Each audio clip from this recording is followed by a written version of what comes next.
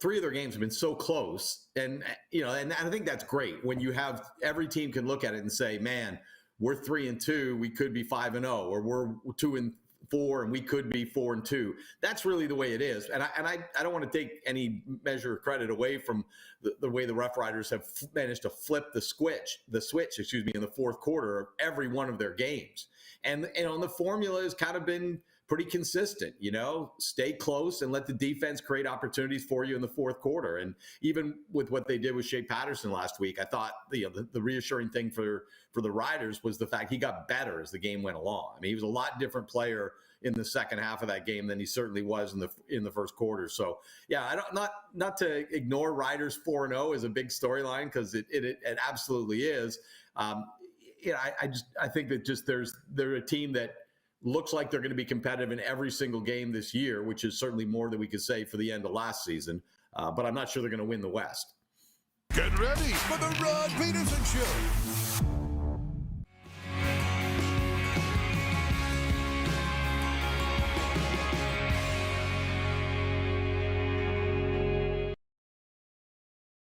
Have you ever seen a coach, whether it be on a football life or any sports that you've played, come into the room after a win and said, guys or gals, great win, but we didn't win by enough, so go run the stairs? Said no coach ever. Shut up with that. This is the Rod Pedersen Show. Nice work, guys. Nice work. I really like that one. It's a very special day, and it's going to be a heck of a lot of fun here on a Football Friday on the Air. PRP Show, episode number 1294 of your favorite daytime sports talk show is at hand here on Game Plus Television in both Canada and the USA today, and on the radio in Atlanta, WQEE, and the streams. I'm here in Moose Jaw, Saskatchewan. A very busy weekend upcoming, and I'm going to tell you why in a moment. Moose is in Toronto. Darren, we got a brand new sound system. So if I talk like I've been stung like a bee or have had a mild stroke, it's because the sound, it's better than ever, but it's just different. Do I sound different to you at all? Tell me. No, you sound the same. You sound the same, which is good. Okay. You've always sound good. Okay. So. Well, that's very nice of you to say. Well, John's Music in Moose Jaw helped me out yesterday. That's a fact. I went in there after the show and I said, I need to see John. And they said, he passed away years ago. Okay, well, I need to see somebody. And they set me up with this sound box and we're good to go. On the program today, I didn't write it down, but we've got Jim Barker, of course, and Coach Phil. Coach Phil Reacts coming up. I'm just going to write down his name as Coach Phil Reacts. That's the guess. Can you hit the quick six show horn, please, Director Bryce and Producer Clark? We got all set up and averted a crisis today without Jordan and Clark. So I'm not saying, I'm just saying. Darren, we have got a lot of very tasty Moose Jaw football things to get today. Actually, nothing to do with what I tell you. If I start to sound like I got stung by a bee or having a mild stroke, yeah. The Montreal Alouettes are unbeaten no more. Toronto scored touchdowns on offense, defense, and special teams to hand the defending Grey Cup champions from Montreal a 37-18 setback for their first loss of the CFL season. Janarian Grant sparked the Argonauts with a 103-yard kickoff return for a touchdown in the dying moments of the first half after Montreal lost starting quarterback Cody Fajardo to an apparent hamstring injury. The Alouettes dropped to 5-1 while the Argos sit at 3-2. I was broadcasting baseball last night, which we're going to get to in a moment, and it was a wonderful game at Roswell's Park, even though my Moose Jaw Millers lost to the Weyburn Beavers. But I watched the first quarter. Cody looked in MVP form, Cody Fajardo, the quarterback from Montreal. But then, as we said, he went out with a hamstring injury. Caleb Evans, it was a significant drop-off from QB1 to QB2. And Toronto rolled to a victory. And listen, let's get to the juicy stuff because we don't have a lot of time here. Jim Barker's coming in the next segment. Herb Zurkowski, who is a friend of, I would call him a friend of mine. I feel he's a friend of mine. The Hall of Fame writer for the Montreal Gazette said, did you see his tweet? He goes, to paraphrase, way to go, CFL. Another injury on team playing 5 days rest. How fitting the commissioner's in attendance tonight. First thing I thought, Herb can crap on the league and get away with it, I guess, because he's in the Hall of Fame. So if you're in the Hall of Fame, you can crap all over the league. And it's funny. Apparently, it's low-hanging fruit, and it was a coincidence. If Cody Fajardo doesn't come up with a hamstring injury, we're not talking about it. Nobody else got hurt. So the guy gets hurt, you're going to blame 5 days rest. But I don't really know. I'm not a doctor, nor do I play one on TV. So how do you feel about what Herb has to say about Cody Fajardo pulling a hamstring? Does it have to do with 5 days rest? Yeah, I don't think we know yet. But this isn't the first time we've seen short rest and an injury, be a part of it. I don't know that the league would necessarily, 5 days rest isn't unprecedented. The amount that it's happening isn't ideal. But the fact that it is happening and now we're seeing some injuries like this, we're taking notice. So I think it's something where the league has to at least look at it and say, okay, there's some incidents here of injuries coming off short weeks. We have to at least pay attention to this and look further. If this keeps happening, it definitely needs to be addressed. If it keeps happening, it's not a big issue yet. Well, that would have been a really good poll question, probably. And I'm not sure it's a debate for now. This is an off-season thing. The schedule's set, folks. The CFL does a lot of kooky things, but I don't think they're going to go change the schedule in the middle of the season because of this. And by the way, just because we might be able to consult some athletic therapist specialists or actually athletic therapists themselves doesn't mean they're right. Millions, if not billions of dollars, Darren, have been committed to studies in the USA with regards to playing on grass versus playing on turf. And do you know what the results are? Inconclusive. So I still think, after all these years, that's inconclusive, and the guy pulled his hamstring. He's not the first in the world. It's not ideal. Now, can I guys stop with this? The number one most annoying thing to me in the CFL this year is this noisemaker thing in Montreal. Jeff Gordon in Yorkton writes in, he says, did anyone else turn off the TV last night with the feedback sound from Montreal? Okay, so I had it on in the broadcast booth at the baseball stadium. I didn't have the sound. I always hear this bitching about the stadium in Montreal. What I say just yesterday, can we stop bitching and just enjoy the games? Do you hear this? I've never heard it. I've broadcast games there, watched a ton on television. I've never heard what everybody's talking about. I know. I'm fine with it. I think the atmosphere in Montreal sounds great. If there's feedback, if there's noise that comes in, I don't usually pay attention to it. It doesn't really bother me at all. I think, when it's just the noisemakers and all that, great. I think that's okay. It's the only stadium in the country that has those noisemakers like that. It feels like, anyways, that are that close to wherever the sound's being collected on the broadcast. But no, I don't have a problem with it, and it's not really a big deal. Not only does it not bother me, I don't even know what the hell they're talking about. Now, having said that, it's just a natural ability that I have to block out annoying sounds. Long family road trip, kids yapping in the back seat. Never heard it. I don't hear it. Never did. So maybe you have a beef, but I don't understand what it is, and I don't know why people need to bitch. That's just a Canadian pastime. It used to be, lacrosse or whatever the Canadian pastime was. Now it's bitching. Carlos in Indianapolis writes in, he says, Cameron Dukes continues to make his case that the team shouldn't need or want Chad Kelly. Well, I'm sure the Argos are hoping that, but I'll tell you this. Where the game turned, the TSN turning point, was when Cody Fajardo got hurt. Come on. It's not about Cameron. Burp.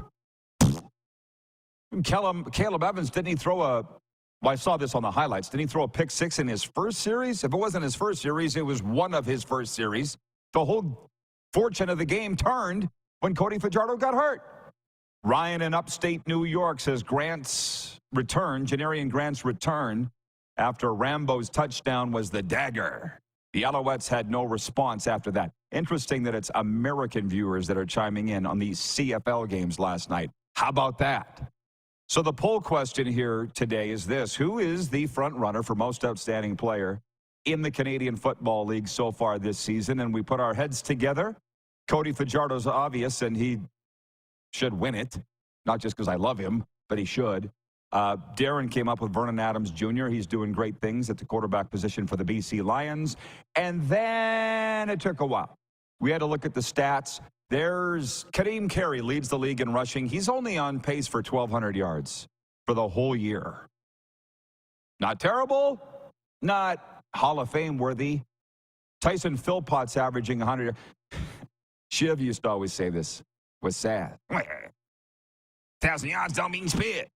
You don't get 1,000 yards. We're going to cut your ass.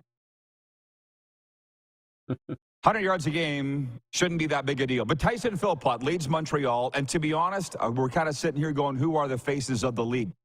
Is it Alexander Hopkins, whoever the guy is in BC? I don't even know. Not even a household name in his own house. So no. Tyson Philpott's the third option. Cody Fajardo, Vernon Adams Jr., Tyson Philpott, or other. And I'm voting for Cody, Avi. Thoughts? Yeah, it's great when you said that. And when we were batting this around, you said, we're going to put Philpott in there. Not only is he putting up the numbers, he's Canadian too, which is great. So I like that. I think Alex Hollins makes a case too. He's playing very well. And then you start looking around and you kind of wonder, you look at the numbers. Do I say this out loud? Bo's actually putting up some numbers.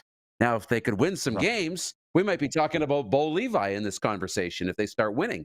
I'm going to say it's Vernon Adams Jr. He's electric. The offense is dynamite. He's protecting the football.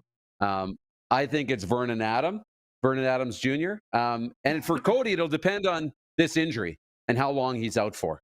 I hope that for the sake of him and for the sake of the league and its fans, I hope Cody doesn't miss any time. I'm looking up the poll result, by the way. I tweeted it just before the show started. Vernon Adams Jr. is leading the way with 58% of the vote. Listen, hey, he's exciting. He's got pizzazz. Maybe he'll win it. I don't know. Should be a hell of a football game Saturday in BC with the Riders there, which will spend a lot more time in hour 2. Jim Barker's coming up next segment. Coach Phil reacts in hour 2. Michelle writes in. She says, short weeks in the CFL have been going on for the last couple of years or longer without any issues. That's what I think. I'm not a sports therapist, but I have been around sports a long time. I think Cody Fajardo pulling a hamstring is very convenient timing to blame it on scheduling. Especially now, dude, it's not 1984, and it's sure the hang ain't 1954. It's 2024. With recovery time and all the stuff these guys are taking, it's unfortunate that people want to just take a shot at the commissioner, which by the way, is their right, but I ain't going to do it. John Ohm says, love me some Shiva stories and impressions, Rod. I had my sunglasses out earlier. Who was I? Gary Drummond's driver I was impersonating. Yeah. Phoenix. We were telling Phoenix stories. Oh, shoot. Bomber Boy writes in. Can't make the MLP club from the tub. Guy hasn't even missed a game yet, so zip it. So he came out of the second quarter. You could lay your weekend will not be ruined by the viewers. No, you could pour gas on me and light me on fire, and I ain't saying anything bad about Cody Fajardo. Never, so stop trying. Couple other things. Make your birthday unforgettable at Golden Ticket Sports Center in Moose Jaw. Book your birthday party with us for a fun-filled celebration packed with sports, games, and endless excitement. Visit GoldenTicketSportsCenter.com to reserve your spot today.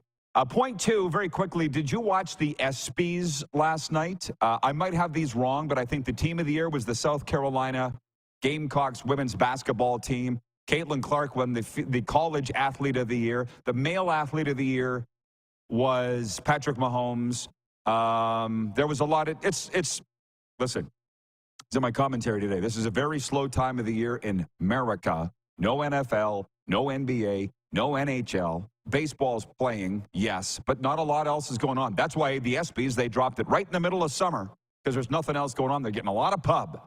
What was your take of the ESPN Sports Awards last night? Yeah, Serena Williams hosted the awards, and I always love it. It is the who's who in sports.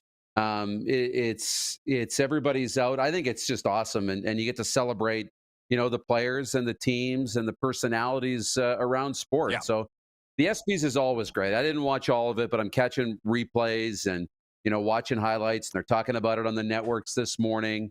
So ESPYS is always great. We'll talk more about this next hour. I want to talk about if we were going to do the Canadian ESPYs, it would be the what? The TSNs or the Roddies or the Game Plusies? I don't know. Team of the year? I'm saying the Edmonton Oilers. That's what I'm saying right now. Male athlete of the year? I'd have to think about it a little bit. But speaking of awards and honors and those kinds of things, tonight, right after this show, I'm hopping in the bus, which is what we call my vehicle, as you know, drive into Swift Current and hosting the Ted Knight Saskatchewan Hockey Hall of Fame induction banquet. And just so you know, it ain't no Rudy Poos we're putting in tonight. Patrick Marleau, the NHL career leader in games played. Patty Marleau from Aneroid, Saskatchewan. Travis Moan, did you remember he scored the winning goal for the Anaheim Ducks to win the Stanley Cup in 2007? Huh? Did you know that? Corey Sarich, Tampa Bay Lightning, Calgary Flames, great. I broadcast all these guys' games in junior. Brad Meyer. Do they still call him Oscar? That was his nickname back in junior when we were doing the games. Went on to do 1,500 games in the National Hockey League. Oscar Meyer's going in tonight, so I'm going to be with the Hockey Boys. And if you think I'm going to come away with more scoops than Ben and Jerry's tonight in Swift Current, Moose. It's at the Innovation iPlex in Swifty. You can still get tickets for $75. Have I got you sold yet? I haven't even looked at the program yet. Yeah, going to do a bit of a hot stove. I hope we do a hot stove. If it's not on the schedule, we'll do a hot stove. And in October, I'm speaking in Wolseley. I just want to say this. I was looking at the bio sheet that they put. Jim Barker will get this. I'm sure he's watching right now. You had a certain age, Darren. I'm reading this bio thing on me, and it says Rod Pedersen was named Broadcaster of the Year in the CFL in 2007. I'm like, yeah, I don't think so. They don't even have that award. And I didn't win it. But you know what? You got a great PR guy. Your PR manager is solid. PR manager's Joe. I said, Joe, did you put this in? He's like, no. Forget it. Why haven't you been doing this all along? They often say, the older you get, the better you were. And this is why. Yeah. You're watching it, folks, in real time. Okay, I'll see you in hour 2, Moose. Yeah, then. The CFL on TSN's Jim Barker joins us next. We're live across Canada on the Game Plus television network. Also on the radio in Atlanta, WQEE, and then the streams, Apple Podcasts, YouTube Live, and Spotify.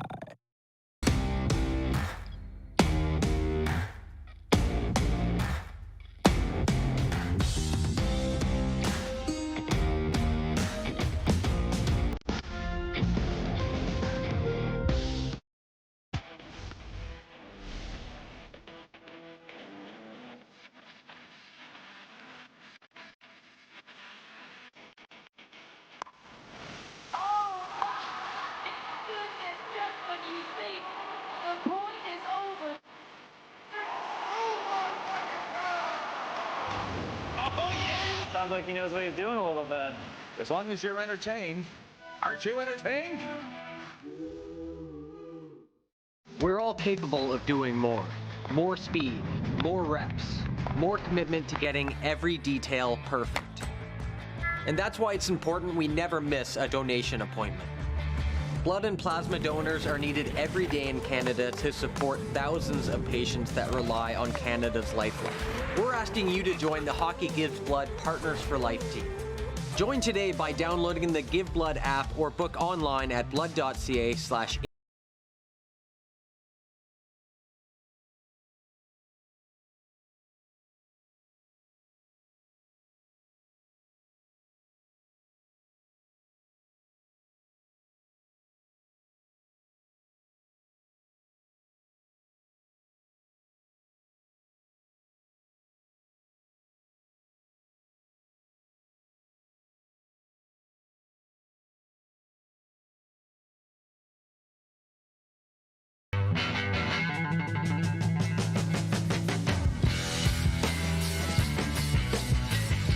Did you know that you can help save a life? And you can start right now. Stem cells from male donors increase chances of positive outcomes for patients, yet they only make up 40% of our registry. Today, there are hundreds of people in Canada searching for their life-saving match. You can be a patient's best hope. Be a hero by registering with Canadian Blood Services Stem Cell Registry now. The 80s Club, live in Moose Jaw. Honeymoon Suite, along with a flock of seagulls. Men without hats. And spoons. All together for one night at Moose Jaw Event Center, Saturday, November 16th. Tickets on sale now at sastix.ca or the Moose Jaw Event Center box office.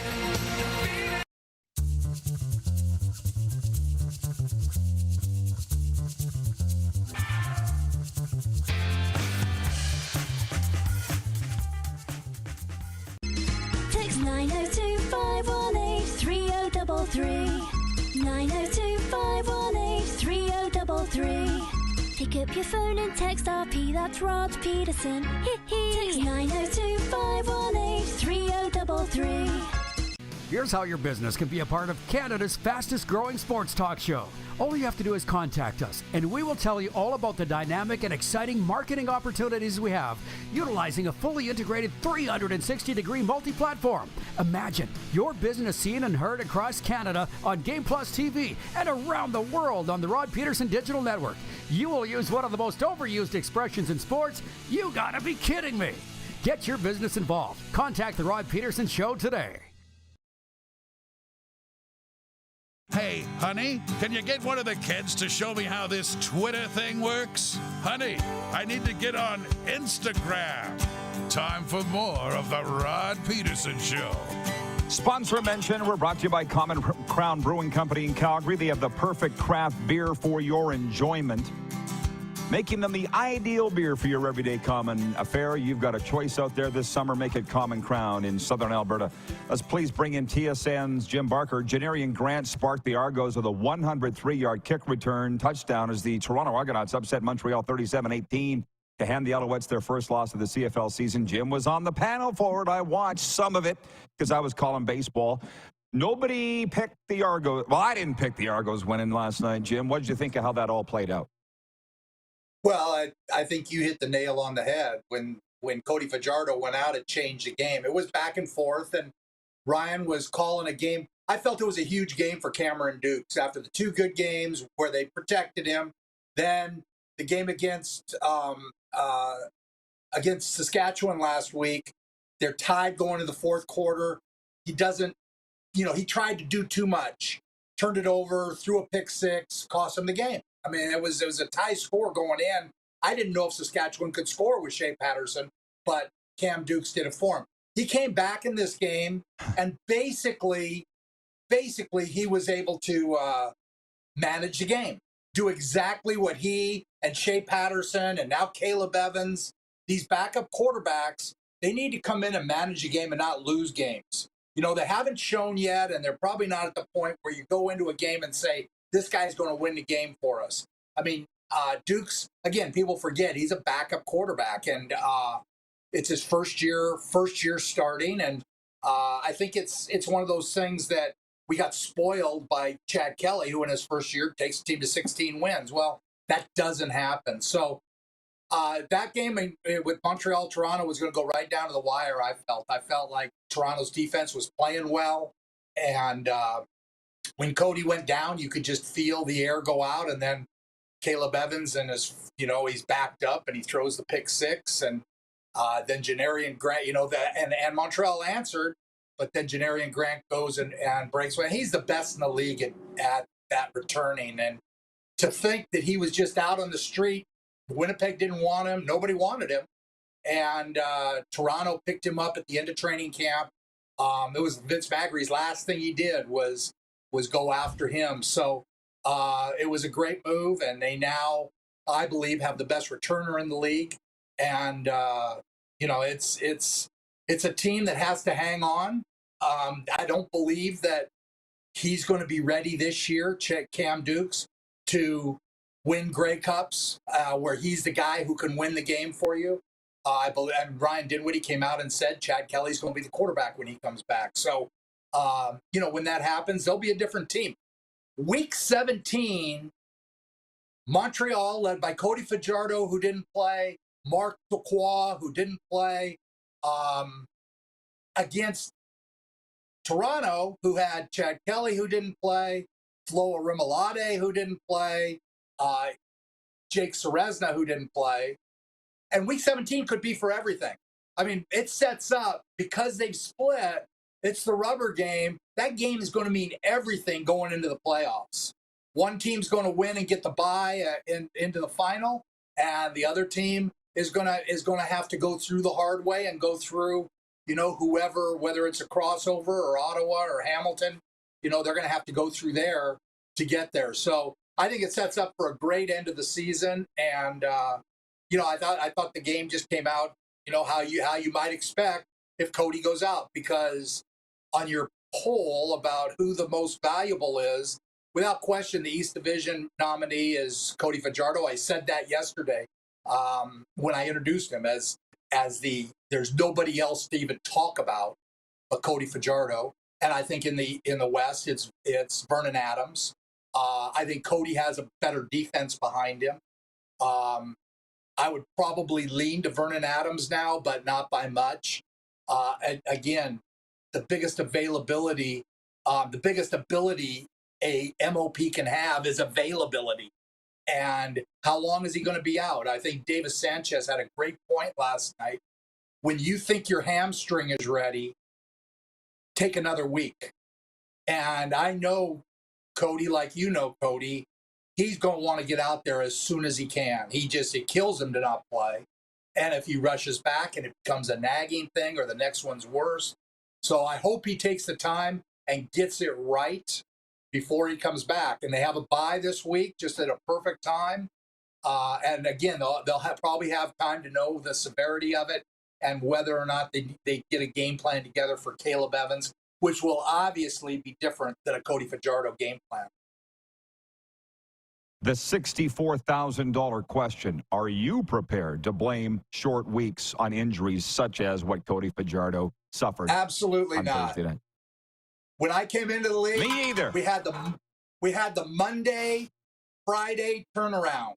And this was a Saturday, Thursday. They actually had an extra day. And again, that's, first it was McLeod Bethel Thompson crying about it, and now Jason Moss.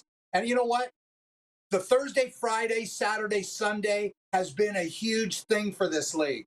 It's been huge in terms of viewership, in terms of getting following. And you're going to come out and complain about it because you have the occasional short week where you're playing on the Thursday. Get over it, man. I think it's bad for the league. It's a bad look to have guys talking about it in a negative way. Couldn't agree more. My opinion. Thank you. Thank you. Tonight, Calgary at Winnipeg. The Bombers have thrown one touchdown all year, and Strebler threw it. I got Calgary picked to win tonight. I know Zach's back for Winnipeg. What's your thoughts? Well, I thought Winnipeg got back to a little bit of who they were last week. That was a game plan designed for Chris Strebler. Zach Collaros cannot run that game plan. That's not for him. Until Zach Collaros shows me that he can have some comfort in the pocket and that he can show some reliability on these receivers. I mean, the key to quarterbacking in this league is you have to anticipate your throws. If you throw late, because of the quickness of the athletes, receivers get killed, balls get batted down and intercepted. And his timing has not been right. So until Zach shows me he's back and they can actually throw the ball in addition to, being able to use Brady Oliveira, because he won't run as well with Zach as the quarterback because of the threat Strebler gives you and forcing the linebackers to play softer so that they can, adapt once they see the ball. Where with Zach, they know he's not carrying the ball around the edge, so they can close a little faster. So it's much easier to run the ball when Strebler's your quarterback than it is when Zach's your quarterback. Now, with that being said, if Zach can get to throwing the ball again, that can loosen the linebackers up and now make the running game much more effective. But with a Zach playing the way he's played, they can't be the kind of team they want to be. He has to be able to complete those intermediate passes, those 15-yard dig routes, those deep crossers to Dembski, the occasional, go route to the wide route, whether it's Wolotarski or, whoever's playing this week. They've lost Lawler and they've lost Schoen, so they don't have those guys, and that's hurt them badly. So until Zach shows me that there's some kind of comfort in the passing game and he can actually move the club, it's hard for me to get on the Winnipeg bandwagon. As much as I think their defense played outstanding last week against Ottawa, I thought they just did a fantastic job. Again, they're playing Crum, not Drew Brown. So it was a little bit different task. Tonight they'll play Jake Mayer. What is Calgary? They're up by 12 points going into the fourth quarter, and they lose that game last week to Montreal. But played right with them, basically outplayed them for 3 quarters, and deserved to win the game. But like I said on the broadcast, good teams find ways to win games they shouldn't, and bad teams lose games they should probably win. Calgary got their heart ripped out in Montreal. They're still talking about it, and that's why I think they're going to have major motivation for tonight. Now, I was on the radio in Edmonton yesterday, and they said, what's it going to take for you to be sold on the Riders? I said, I'm sold. They're 4-0. They're the only unbeaten team left in the CFL. I don't think they're going to win this week, but I will tell you, I think they're a very good football team. What's your thoughts on Riders-Lions Saturday night? Well, I think that Saskatchewan is evolving into being one of the top, if not the top, right there with Montreal defensive football teams. Their secondary for Vernon Adams, it's going to be a test that he hasn't seen yet. And Toronto, who used a lot of the same scheme because of Corey Mace being there, they had 6 interceptions against him. Last year, Corey Mace's defense did the same thing, 6 interceptions. I think he's going to have a good defense ready for Vernon Adams. Unfortunately, with Shea Pedersen, it's the same thing we talked about. They have to play a kind of game that doesn't put him in position that he has to win the game. They have to be able to run the ball and control it early and stay close. As soon as they get behind by by 2 scores, Mark Mueller's going to lose his patience, as we all would, and he's going to ask Shea to do things he shouldn't do, and then they're going to be in trouble. As long as he can play the way he did last week, and he threw a couple balls vertically. I mean, he was able to do that because of the running game, because that keeps those linebackers up, and now you can get those 15 to 18-yard throws. If they can do that, they can stay close. If they get behind early, it's going to be a long day, because I just think Shea Patterson's going to be – he is what he is. He is a backup quarterback filling in, and they have to rely on other things. And some of that is Shea Patterson running. I think they need to get him out on the perimeter and again, do a little bit like what Winnipeg did with Streveler and get him running and that kind of thing. I think he throws better than Streveler. So I think Saskatchewan's a very, very good team. If they go in to BC in this situation, Rod, and they win this, I will anoint them the best team in the league, bar none. Yeah, well, you have no argument. They can do that, because this is a difficult call going in there into BC Place and take it. They're coming off they're coming off a bye, aren't they? Is Saskatchewan, were they on a bye last? No, they beat Toronto last week. They beat that's Toronto right. They did week. beat Toronto, and their secondary, that was a great catapult for them into Vernon Adams. So it's going to be a great game. Either way, it's going to be a great game. Darren and I, Moose and I, kicked around Roland Milligan's as an option for MVP. He's got 3 picks, but as you know, defensive players don't normally win that award. I guess lastly, to wind it up, Sunday's Toilet Bowl brought to you by Charmin, Ottawa at Edmonton. The Somebody's Gotta Win Bowl. How about that, Jim? What are your thoughts for what's going to go on at Commonwealth on Sunday? Well, I think it's a monster huge game for Ottawa, because they're in the cusp right now of what are they? Are they closer to the Ophers or are they closer to the top? And this game's going to say a lot about it. I think Edmonton, I thought they were the best Gopher team, better than Winnipeg.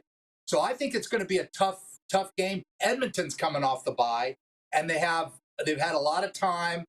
This Ottawa team comes in, and Drew Brown is going to be healthy to play. Here's what my prediction is that if they lose these next 2 games and they go to 2-4, that at 6 games, Jeremiah Masoli comes off, and in Game 7, Jeremiah Masoli is a starting quarterback for the Ottawa Red Blacks. If they lose the next 2 games to Edmonton. How's that for a hot take? Hey, how you liking this media thing, by the way? Because Lapo called me the other day, and he's starting to really like it. I think he might be crossing over to the dark side officially. How about you? Yeah, I absolutely love it. I mean, to be able to, do what we just did. And I can say things like that, where you can't do that when you're with a team and that kind of thing. So, I love the people I work with.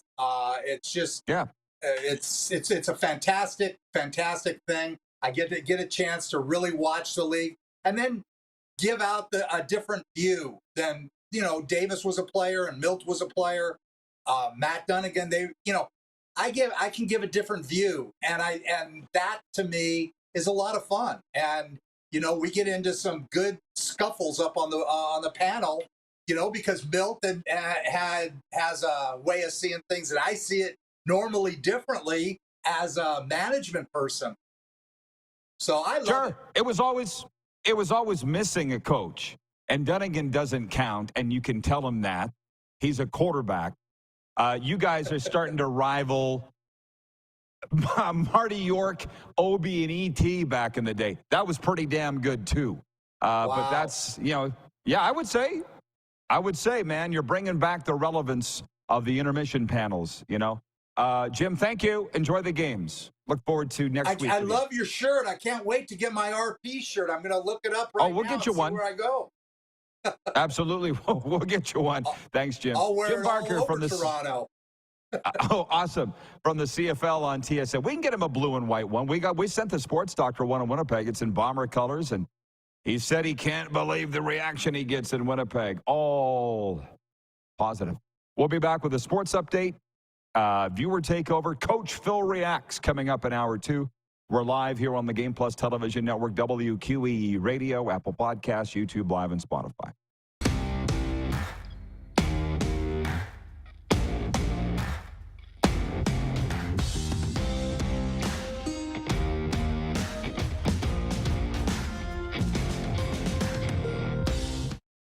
IKS Game Day wishes to congratulate the City of Estevan and Affinity Place on their brand new center ice display. This state-of-the-art score clock features 5 LED faces with full motion graphics, scoring integration, and our new Halo mounting system.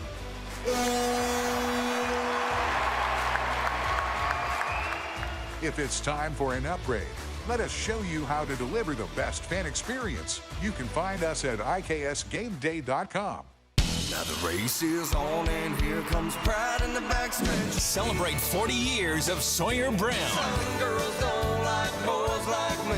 With Shenandoah. You got to get me to the church on the Cumberland Road. Plus special guest George Fox. Saturday, October 26th, Moose Jaw Event Center. I'll take the dirt road. Tickets are on sale now at the Moose Jaw Event Center box office or online at sasktix.ca. 6 days on the road and I'm Sawyer Brown and Shenandoah live.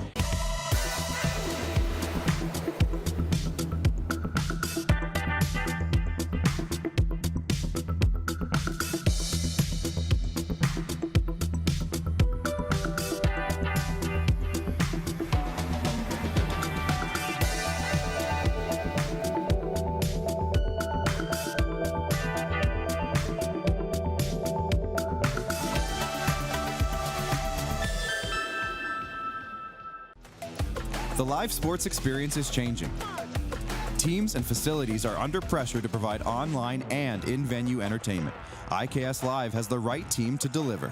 We provide service across North America and produce the best fan experience, in the seats or streaming to you.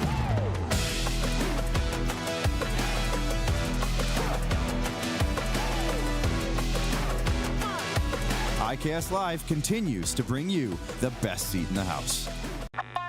Does this look familiar? Your fans deserve an incredible arena experience. It's time for an upgrade.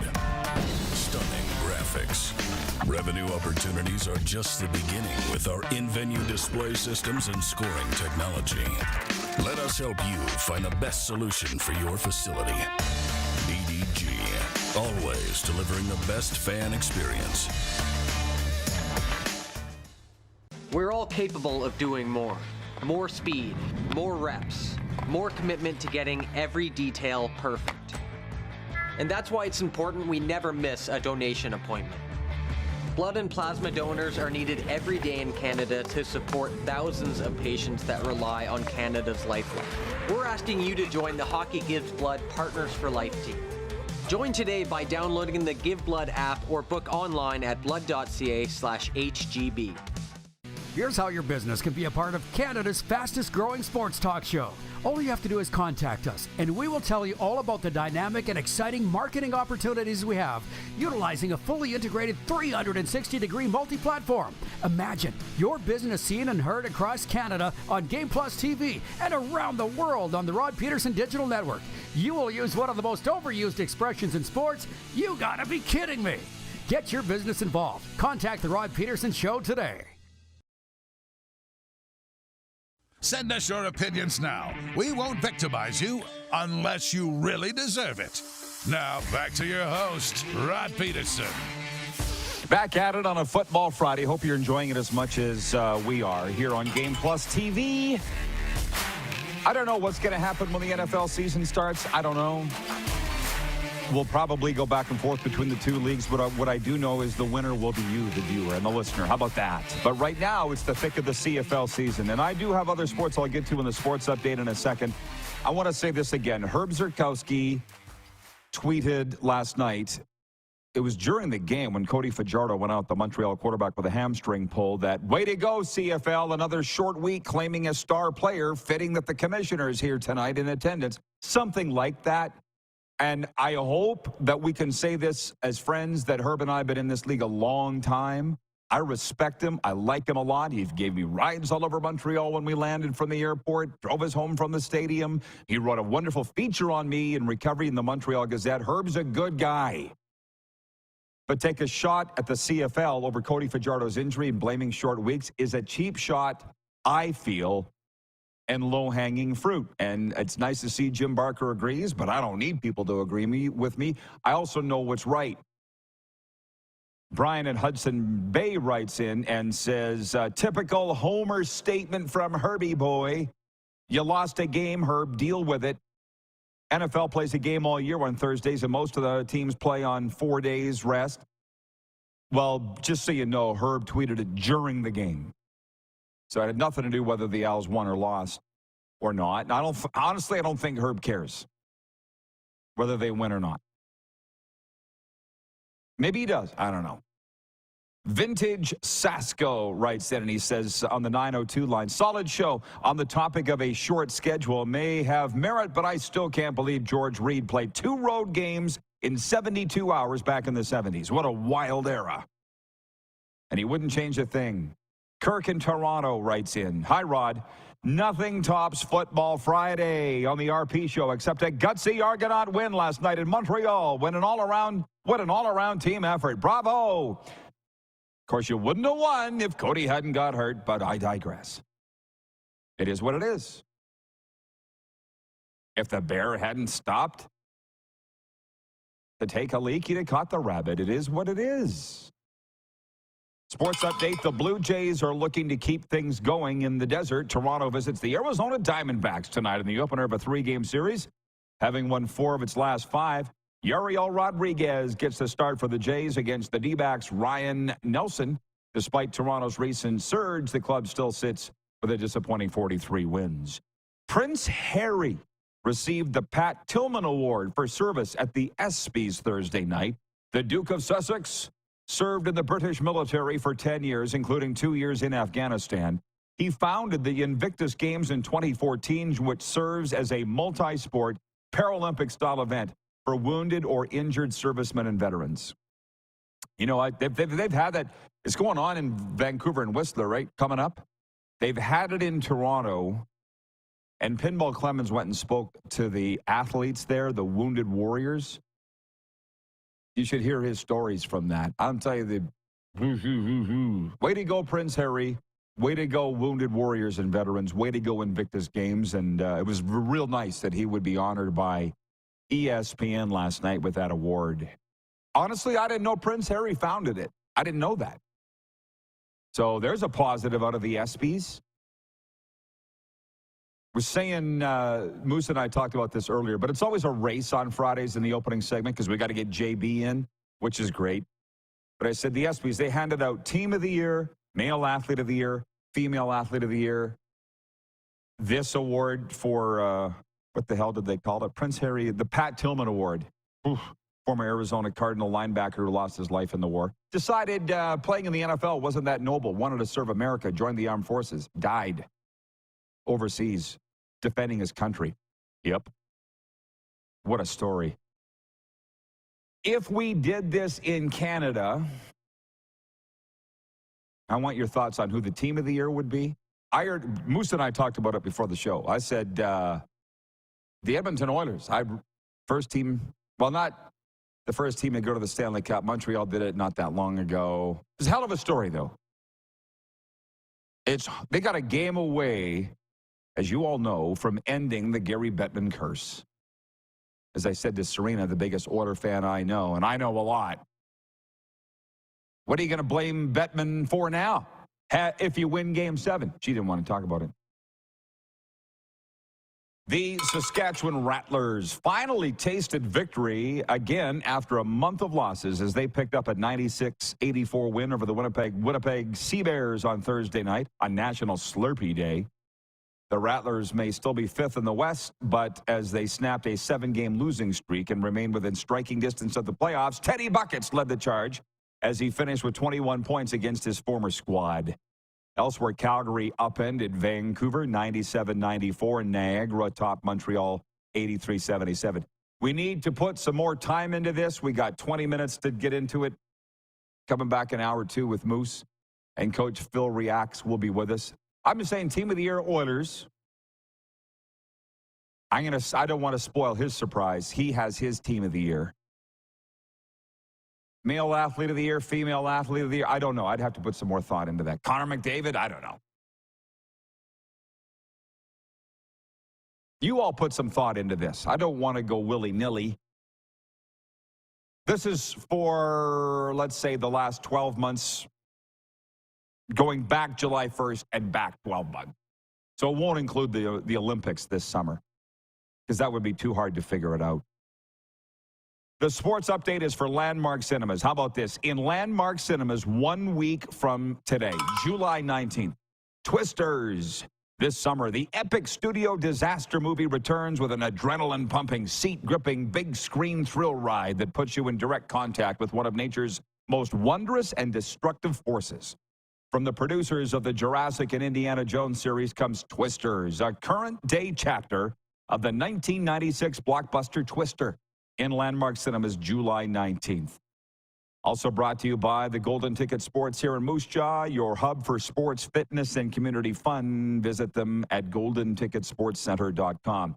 I see that's got the comments going. Are you talking about this?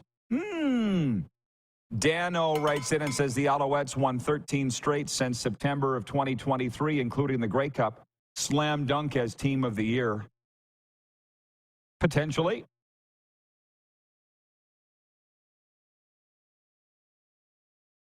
Jeff, the Stamps fan, says, wow, Prince Harry winning that award will draw some anger from some. Everything draws anger from some. We are a wounded, hurting planet right now, and people lash out. Hurting people hurt people. So if you're angry that Prince Harry won the Pat Tillman Award, I suggest you go cool off somewhere. Yeah, there you go. Buffalo Bill writes in from North Dakota, says Connor Bedard, Male Athlete of the Year when he lit up the World Juniors. That falls outside the calendar year. July 1, 2023 to June 30th, 2024, not happening. Although he did have a great year, rookie year in Chicago. and he did win the Calder Trophy, so I'll allow it. Jeff in the Zone writes in, he says, hey, Rod, go Riders. That's why I'm wearing green. Charlie in Winnipeg writes in and says, hey, Rod, you called the Bombers to lose last game. I called the Bombers to win by 10. I think I'll call this game versus Calgary Bombers by 13. I think the most important thing here is that you remember what I said. That's the most important thing out of it. What do you think, guys? But we'll have a hell of a lot of fun when we come back with Viewer Takeover. And Coach Phil Reacts coming up in hour 2. We are live on Game Plus TV, WQEE Radio, Apple Podcasts, YouTube Live, and Spotify.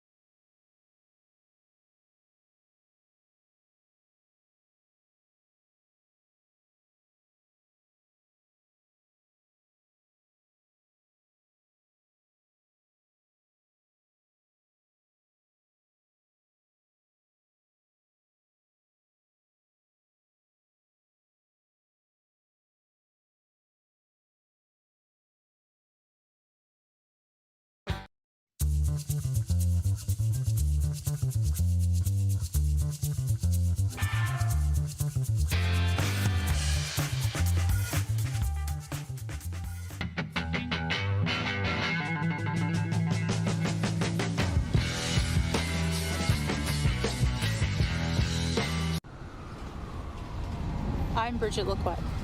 I'm a First Nation Olympic silver medalist, and I'm proud to represent Indigenous hockey players across Canada. Each year, hundreds of Canadians need a stem cell transplant from an unrelated donor to save their life. Anyone can have a hard time finding a stem cell match, but for Indigenous peoples, it can be even more difficult, because just over 1% of prospective donors on Canada's stem cell registry are of Indigenous backgrounds. Be a hero. Join me in Hockey Gives Blood in helping to make a life-saving difference to those in need. Register today at blood.ca/beahero.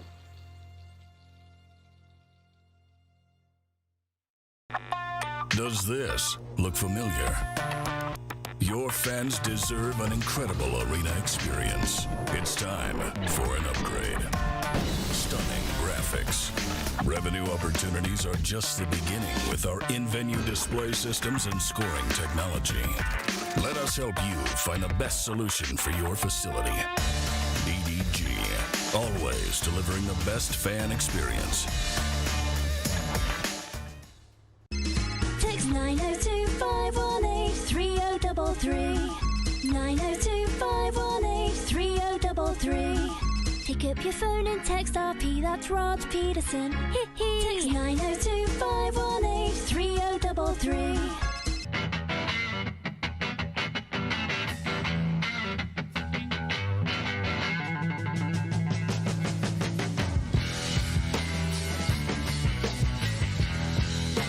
We're all capable of doing more. More speed, more reps, more commitment to getting every detail perfect. And that's why it's important we never miss a donation appointment. Blood and plasma donors are needed every day in Canada to support thousands of patients that rely on Canada's lifeline. We're asking you to join the Hockey Gives Blood Partners for Life team. Join today by downloading the Give Blood app or book online at blood.ca/HGB. Business owners and marketers. Okay, we know you think we're pretty cool. That's why we want you to share in the coolness factor. Partner with the Rod Pedersen Show and market your business every weekday to sports lovers just like yourself. Take advantage of our many cost-effective commercial and promotional opportunities. Tell the world about your business. Yes, the world. Thanks to Game Plus TV and the Rod Pedersen Digital Network. Contact us today and find out how you can be a part of Canada's fastest-growing sports talk show, The Rod Pedersen Show. Did you know you can catch all the best moments from the show on all our social media platforms? Now back to the studio with Rod. Well, if you love football, you came to the right place. It's Football Friday here on Game Plus Television. Tell whoever needs to know that we are live across Canada on Game Plus TV and in 31 U.S. states, plus also on the radio in Atlanta, WQEE, Apple Podcasts, YouTube Live, and Spotify. The rest of the week, we'll talk about football, but all the other sports. But Fridays are largely reserved for football and your questions with regards to and comments. Here, we're going to do a viewer takeover here because we already did the sports update. Jeff, the Stamps fan, says the Oilers would be team of the year had they won. That's a really good point. It won't be the Oilers because you got to win. I'm the guy that says you got to win, so I feel like I got to stick to that. Oilers aren't the team of the year. Pierre Ducharme writes in, where are you at, Pierre? Pierre Ducharme says, what are Rod's thoughts on Bill Manning's firing? Hashtag Argos. I covered them yesterday when he was fired, but for your sake, I'll cover them again. Everybody's showing up on Fridays because they know we talk football here on Fridays. Bill Manning, the football president and soccer president at MLSE, fired yesterday. What do I think? I've never met the man. Let's just say I've had a lot of friends fired by him that don't think a lot of him. So they're all thinking that justice has been served. In the meantime, they've got to go restart their careers elsewhere. So these presidents seem to last longer than they should. Eventually, the karma wheel comes around, and it sounds like Bill Manning got his on Thursday. But look at great guys like Jim Popp out of the league. He's in the USFL. Look at Mark Trestman out of the league. Coaching university in South Florida, lives nearby me. Do you think the CFL's better off that we don't have Jim Popp and Mark Trestman in it? I don't think so. So Manning finally got his. That's what I've been told. Those are my thoughts. I'm not even saying I'm right. Just Mark Trestman and Jim Popp are really good friends of mine, and they're not big fans of Bill Manning.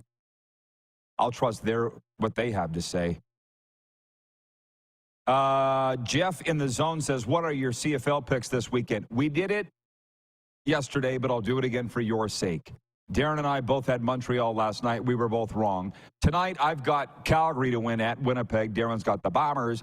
We both have BC to beat Sask Saturday night. And I've got Ottawa to win at Edmonton Sunday. Moose has the Elkimos. Bomber Boy says Ricky Bobby wouldn't pick the Oilers. No, because if you're not first, you're last. Shake and bake. Larry Sweet writes in. He is watching in North Myrtle Beach, South Carolina on Game Plus TV. Hello, Rod. Sweeter's dad here. How about that line play last night? Yes, Larry. The Argos O-line was great. His son, Chris, is the O-line coach of the Argos. I'll say to you, like I said to the others, if Fajardo doesn't get hurt, you don't win. But, again, if my aunt had nuts, she'd be my uncle. So it is what it is. We'll continue this all next hour. Stick around after this brief pause.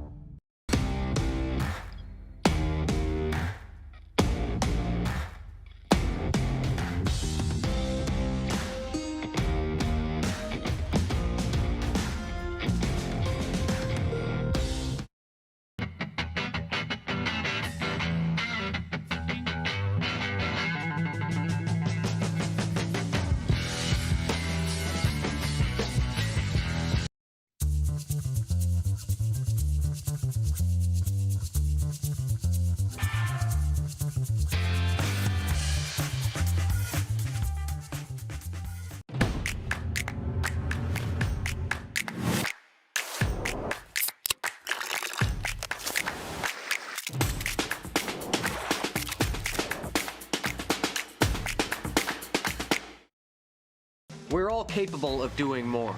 More speed, more reps, more commitment to getting every detail perfect. And that's why it's important we never miss a donation appointment. Blood and plasma donors are needed every day in Canada to support thousands of patients that rely on Canada's lifeline. We're asking you to join the Hockey Gives Blood Partners for Life team. Join today by downloading the Give Blood app or book online at blood.ca/HGB. Does this look familiar? Your fans deserve an incredible arena experience. It's time for an upgrade. Stunning graphics. Revenue opportunities are just the beginning with our in-venue display systems and scoring technology. Let us help you find the best solution for your facility. EDG, always delivering the best fan experience. IKS Game Day wishes to congratulate the city of Estevan and Affinity Place on their brand new center ice display.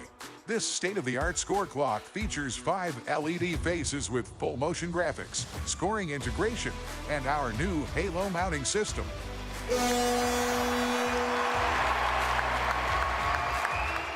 If it's time for an upgrade, let us show you how to deliver the best fan experience. You can find us at iksgameday.com. The live sports experience is changing. Teams and facilities are under pressure to provide online and in-venue entertainment. IKS Live has the right team to deliver. We provide service across North America and produce the best fan experience, in the seats or streaming to you.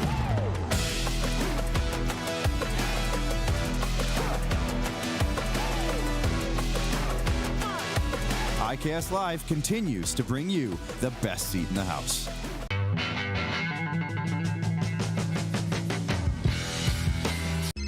Text 902-518-3033.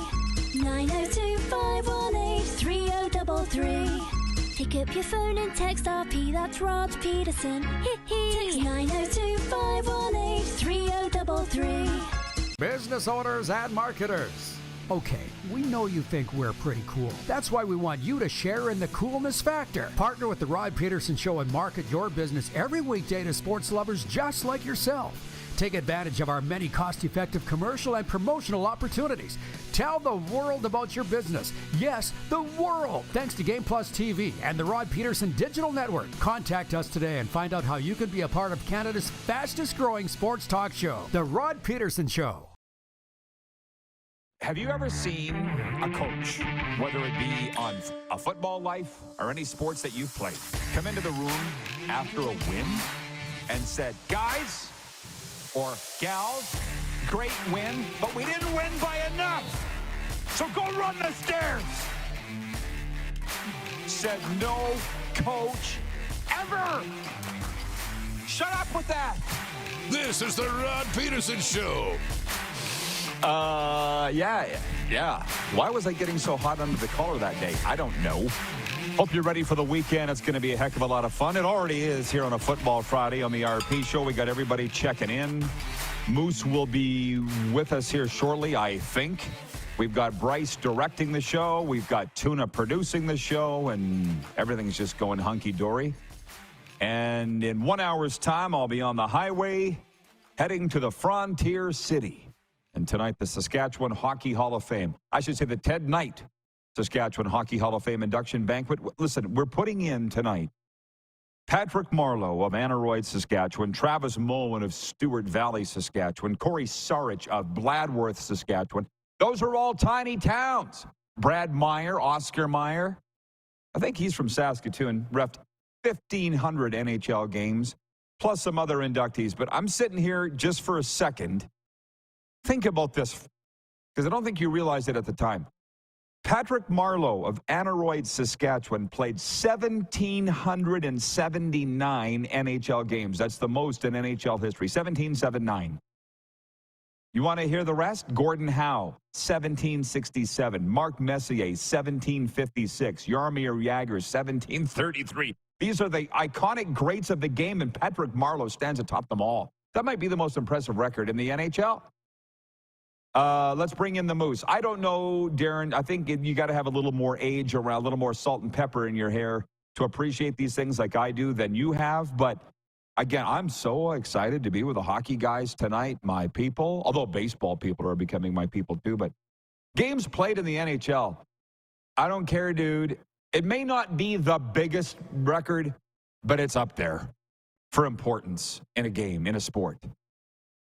It is. We look at points, and we look at goals, and we look at Stanley Cups, and we're in this era on social media where it's like, hasn't won anything, Oh, he's only 30 points in the NHL this year. He's only a 50-point player.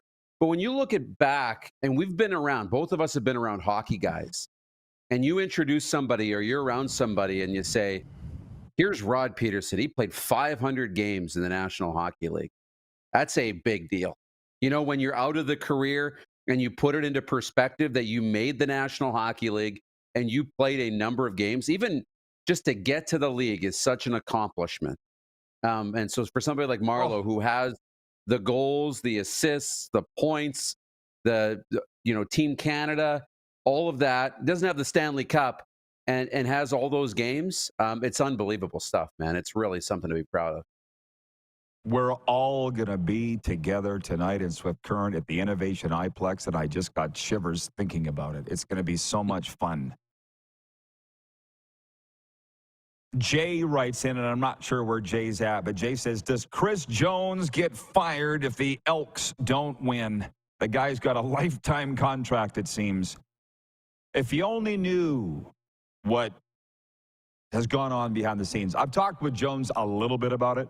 We worked together for multiple years here in Saskatchewan, and it's been just an absolute grease fire behind the scenes there in Edmonton. I think that's pretty evident with what you saw on the field, right, Darren? And I'm talking about, like, since COVID post, like, it's been 4 seasons Jones has been in charge there. And it's not really an excuse, by the way. I'm not letting him off the hook. Like, I would swear to God, there was nobody running the ship there in Edmonton. Right? Didn't they hire Jones first, and then they hired Victor Cui, and then they fired Victor Cui, and then they had to bring in Rick Lawlisher, who unretired. If I was hiring Chris Jones, if I was hiring anybody, I would have said, what's your plan? Show me your plan. Because I don't think he had one. Doesn't look like he had one. I still don't think he has one. It's been a mess. And with Jones, it was just, he didn't really know who to answer to. Budget restraints there were ridiculous. There's been just a lot of things go wrong in Edmonton that very few people know. And I'm not even, whatever. Would you accept that as an excuse? Maybe that was why he's still there. Because it's been such a gong show. Yeah, it could be why he's still there. And, at least, again, I say this a lot, expectations versus reality. So when he sets the expectation that, hey, we're going to get better by this year, and then we're going to compete. The wins haven't been there, but, they're close. Like, the games are more competitive. They're a much more competitive team this year than they have been in the past. But again, eventually it has to turn into wins. And it doesn't matter how close you are. You could have all the 1-point losses in the world, right? Or 1-possession losses. But if they're not wins, they're not wins. At some point, they got to turn into wins. So it's about how long is that rope? Oh, yeah. And I see their broadcasters are doing exactly what I would do, adding up their margin of losses. I think it's 17 points over their 4 losses. Don't matter. But you keep doing what you're doing because you have to. Defending the team's ass, and Jones is trying to keep his job. Here's another one for you. Kirk writes in from Toronto. Same guy, Kirk, watching on Game Plus TV, and he says, hi, Rod. No more excuses. The Montreal loss was because of Fajardo being injured. The Argonauts are without their most outstanding player, quarterback Chad Kelly, for 9 games, for the love of Pete. Isn't this what's fun about sports? The debate. If you can if you can debate without getting upset. Because I ain't never going to back down on the Fajardo thing, and he's never going to back down on the Argo thing. And it's fun to talk about. And by the way, I was talking to a coach of the Chiefs the other day. 3 championships. And with regards to Chad Kelly, he was a coach. I'm not going to say it's Andy Reid. And he said, I don't care what Chad Kelly did. Short of blankety blank, blank, blank, he'd be back behind center on my team as soon as he was eligible. And I think we could all see Chad Kelly. Like, it is a hell of a story. Did you read Dinwiddie's comments when he said that Chad Kelly will be back starting as soon as he's eligible? He said, we haven't seen quarterback play like this guy for years in this league. So he's good at what he does, so people are going to look the other way. What did I say a week ago, Darren? I said, or earlier this week, they're going to play him. So you can decide as a fan whether you want to cheer for them or not. Because this is why he's playing. And I don't really... Kirk makes a good point. But I'm still going to make excuses for the Alouettes because I like Cody and Machocha and Maz. So what do you think about what he's saying here? You need to have a good quarterback to win games and compete in this football league. You have to. And the Argonauts, you look at how dominant they were last year, have not been that same team. Now, this is a big win over Montreal. and Cameron Dukes still has some work to do to prove himself that he can be a number one quarterback. If they're fine on the field, and not just fine as in competitive and winning some games and being in a playoff spot, they need to show that they can be a first-place team and a Grey Cup team with Cameron Dukes to even consider moving on from Chad Kelly. You know, and we like second chances. We really do. But we like second chances when you have people who want and ask for a second chance, right? So if Chad Kelly is going to fight it and say weird things on social media and kind of pretend this whole thing didn't happen and say, I served my time and I'm the quarterback, so deal with it, that's not going to win him a lot of fans. But if he's remorseful and says, look, I want a second chance, fifth chance, sixth chance, whatever it is for Chad now, then maybe there's a chance that fans will give it to him. Oh, dude. Now, there's no substance abuse involved here, but it is a behavioral issue with Chad Kelly, and that's why I will always, always, always, always believe somebody can change, but the majority of people don't ever change. But that's something for us to figure out in the recovery world with what we do. I enjoy that so much. I get fired up helping people change their lives because some people really want to. But you know what? Some people really don't. You know, and with Chad Kelly, it doesn't look like he wants to change too much. And to be like yesterday, Jeff, the Stamps fan, says the CFL storylines are better than the NFL storylines. And while I don't necessarily agree with that, what I did say was the problem was not enough people know about the CFL storylines. And the biggest storyline is Chad Kelly. If he comes back and plays, how does he play? And does he redeem himself in the playoffs for last year's implosion in the East Final? And it's a story that, to be honest, the CFL would like to get away from. It ain't exactly Tay and Travis. That's the fun story that everybody would like to talk about. This is ugly, but it's a hell of a story. Marcel writes in and says, more Shivers impersonations, please. Oh, yeah, you want to talk about the XFL? Remember when we were driving around Charlotte, North Carolina last year, you, me, and Serena, and we were both doing Shivers impressions, me and her? We were hyperventilating, laughing, and you were literally going, what's so funny? You kind of had to be there. What, you want to talk about the XFL? You calling us up? You had to be there. Regarding Patrick Marleau, who we will honor tonight with his induction into the Saskatchewan Hockey Hall of Fame and his 1,779 games played, stands atop the NHL record book all time. Bomber Boy writes in and says, having longevity in a sport as violent and as demanding as hockey is elite. Jeff the Stamps fan says, games played is the most admirable stat of all time, in my opinion.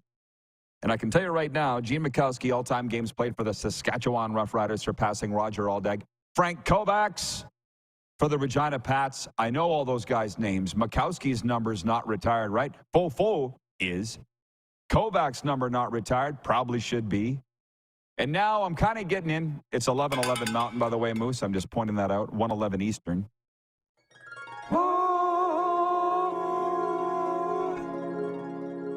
You want to talk about changing? Will you allow me for a second? Hell of a story last night here at Ross Wells Park in Moose Jaw. The Miller Express were home to the Weyburn Beavers, and Ryan Meyer got the start on the hill for the Beavers. He's 0-6. He's out of Phoenix, Arizona, a senior at Waldorf University on the last place Beavers, and he was getting the start. He worked into the seventh inning last night, Moose, and they were trying to get him the win. And I'm sitting there broadcasting for the Millers against Weyburn, and I'm pulling for the kid. I'm sitting there thinking, I used to have to get a police escort in and out of Swift Current because I, hated on them so much and all that. And now I'm sitting here cheering for the opposition because it was a great story. And Weyburn, I said it to Serena, that town will always mean so much to me, Weyburn. It was like my second hometown growing up. It gave me my first job in the newspaper business and the radio business, Weyburn. And I can just tell you this, those kids on Weyburn didn't quit. Their last place, 9 games out of a playoff spot, and they played their asses off, and they won, by the way. And when the two relievers came in and earned the save and the eventual win, for Ryan Meyer. The whole dugout cleared, and for Weyburn, my team lost, okay? And I left the stadium I was like floating because that kid got us win. And Weyburn won. Rod, you're calling for the other team. I don't care. I like the good story. That's how much I've changed, Darren.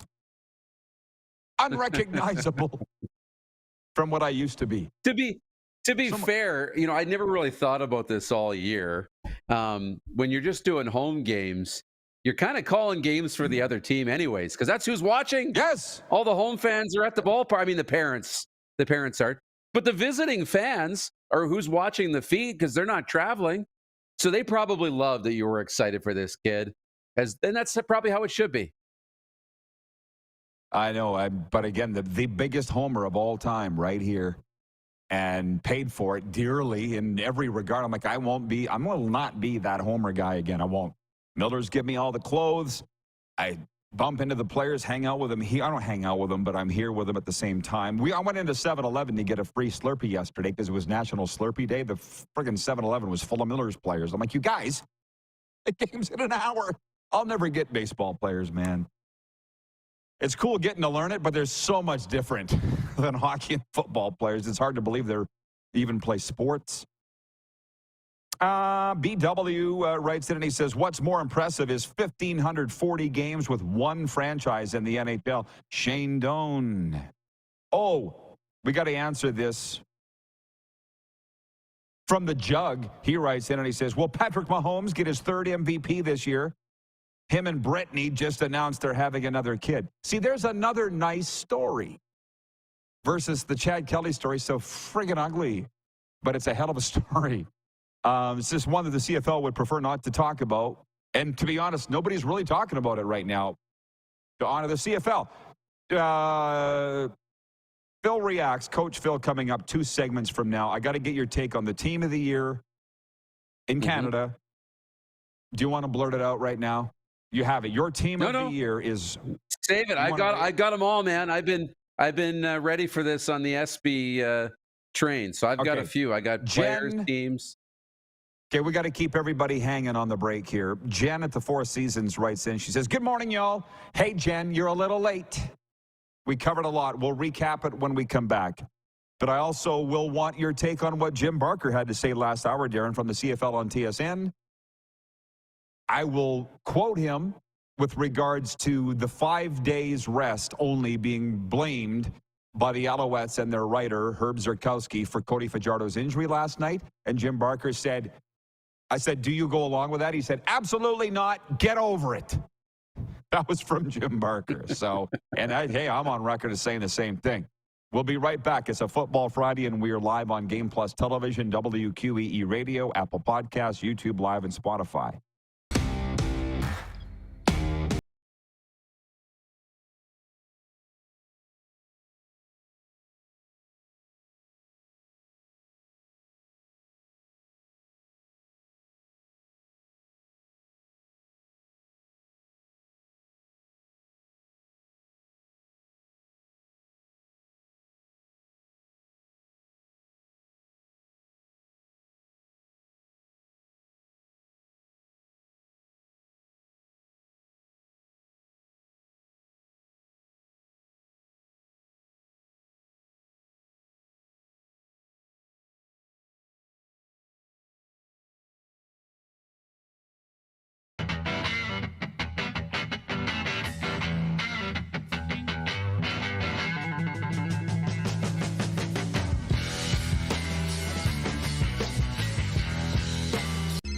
Text 902-518-3033.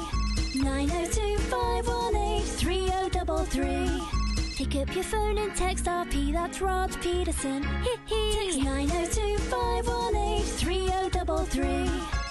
We're all capable of doing more. More speed, more reps, more commitment to getting every detail perfect. And that's why it's important we never miss a donation appointment. Blood and plasma donors are needed every day in Canada to support thousands of patients that rely on Canada's lifeline. We're asking you to join the Hockey Gives Blood Partners for Life team. Join today by downloading the Give Blood app or book online at blood.ca/HGB. The 80s Club, live in Moose Jaw. Honeymoon Suite, along with a flock of seagulls. Men Without Hats. And Spoons. All together for one night at Moose Jaw Event Center, Saturday, November 16th. Tickets on sale now at sastix.ca or the Moose Jaw Event Center box office. The live sports experience is changing. Teams and facilities are under pressure to provide online and in-venue entertainment. IKS Live has the right team to deliver. We provide service across North America and produce the best fan experience, in the seats or streaming to you.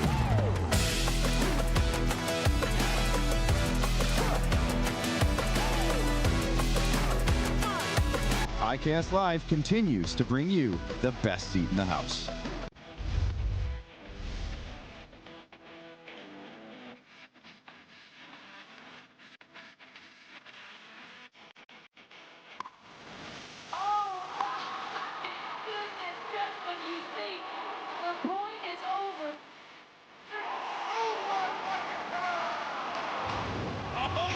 Sounds like he knows what he's doing a little bit. As long as you're entertained. Aren't you entertained? Here's how your business can be a part of Canada's fastest growing sports talk show. All you have to do is contact us, and we will tell you all about the dynamic and exciting marketing opportunities we have, utilizing a fully integrated 360-degree multi-platform. Imagine your business seen and heard across Canada on Game Plus TV and around the world on the Rod Pedersen Digital Network. You will use one of the most overused expressions in sports. You gotta be kidding me. Get your business involved. Contact the Rod Pedersen Show today. Send us your opinions now. We won't victimize you unless you really deserve it. Now, back to your host, Rod Pedersen. It's what we call a Football Friday, and we're having a big CFL day here today on Game Plus TV across Canada, on television, and 31 U.S. states. NFL season right around the corner. As you know, that's going to be big fun. That'll really kick up these Football Fridays. And we're also on the radio in Atlanta, WQEE, and streaming Apple Podcasts, YouTube Live, and Spotify. Hey, Moose, we're brought to you in part by the Saskatchewan, I can't even say it. How many times do you think I've said Saskatchewan in my life? 30,000? The Saskatchewan Rattlers professional basketball team plays at a SaskTel Center, offering the best entertainment for all of Saskatchewan. The Rattlers are looking to get back to championship weekend. Big win last night. Teddy Buckets led the Rats to a big victory over the Winnipeg Sea Bears in the phone booth. Does anybody call it that, Darren? The SaskTel Center? Does anybody call it the phone booth? Because they should. They don't. No. Okay. I didn't think so. I like Get your it. tickets now. Yeah, Captain nickname right here. Get your tickets now by visiting Ticketmaster or head on down to the Rattlers front office in downtown Saskatoon. King of the like, what's a nicknames. phone We booth? I know. Yeah. That may be why there isn't one. Where would Superman change nowadays? Go between two dumpsters? Good question. Where would Superman change nowadays? Oh, my mind's going weird places, man. I need a day off. I saw a surveillance video of two people bumping between dumpsters, and it's burned my brain. Just 40 miles from here, Moose. Well, you talk about where would Superman change. You know where my mind went? My mind went to those, they make them now for offices, private podcasts, a little room in the middle of the hallway. Or in airports, they actually have breastfeeding stations. They're just a little pod in the middle of the hallway. And I'm like, that's where Superman would go and change now. Is that what those things are for? Yeah, I didn't know. To have a nap. I went in there and had a nap. Oh, I thought. I hope some lady didn't show up and her kid went hungry. Regarding the Canadian Football League Week 6 games, Natasha in Winnipeg writes in. She says, "Hi, all. Jim Barker knows best. That's all. Have a great weekend. Go Bombers." Come on, Stampeders. For the love of God, can you pull one out tonight in Winnipeg? It's not that I'm cheering against the Bombers, but I got Calgary picked to win. Darren's got Winnipeg picked to win. It's nice to have a little rub in the ointment. And I think I'm at 13 wins in our pick, 13-7. Darren's 9 wins, 9-11. That could all flip on its head after this week. Tony and Cochranel writes in, he says, the heat wave is over in Calgary.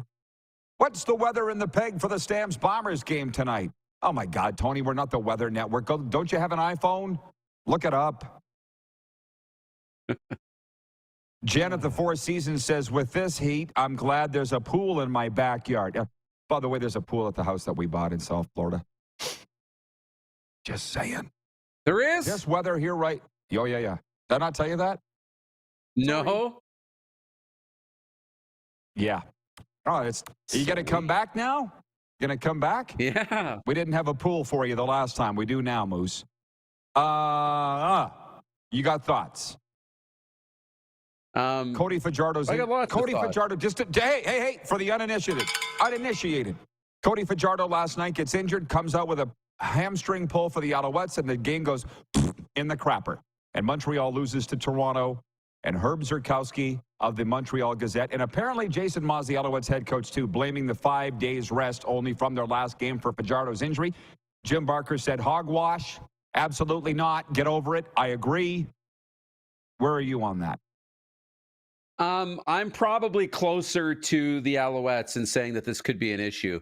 But it's not an issue yet because it's early in the year. Injuries happen, and this isn't a problem yet. But it's something that the league needs to be aware of and pay attention to.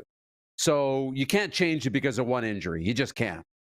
But it is something that if this becomes something that's happening more often, they're going to have to address it. Not in season, but all these games with 5 days rest in a small league like this could be an issue. And if they're pointing to this being a 5-day rest thing causing the injury, then sure, but they're not going to change it because of one injury. Unfortunately, this is going to have to be a bigger problem. I guess this is part of the debate of sport. What was I saying earlier? The Argo fan, Kirk in Toronto, says, stop blaming the Fajardo injury on Montreal losing. We don't have Chad Kelly, which spawned a whole segment for us. This is another debate over whether it caused the injury or not. I don't believe that it did. If you were watching an hour ago, I said grass versus turf. Millions have been spent on surveys as to what's better. After all that, they've come out and said it's inconclusive. What's better to play on? Same thing here. It's a little, to me, I've said this debate forever. Guy falls down an elevator shaft and dies. You don't ban elevators because it could happen again. Cody Fajardo pulls a hamstring. Oh, my God, it's because they only had 5 days. How do you know that? You don't. And I don't know.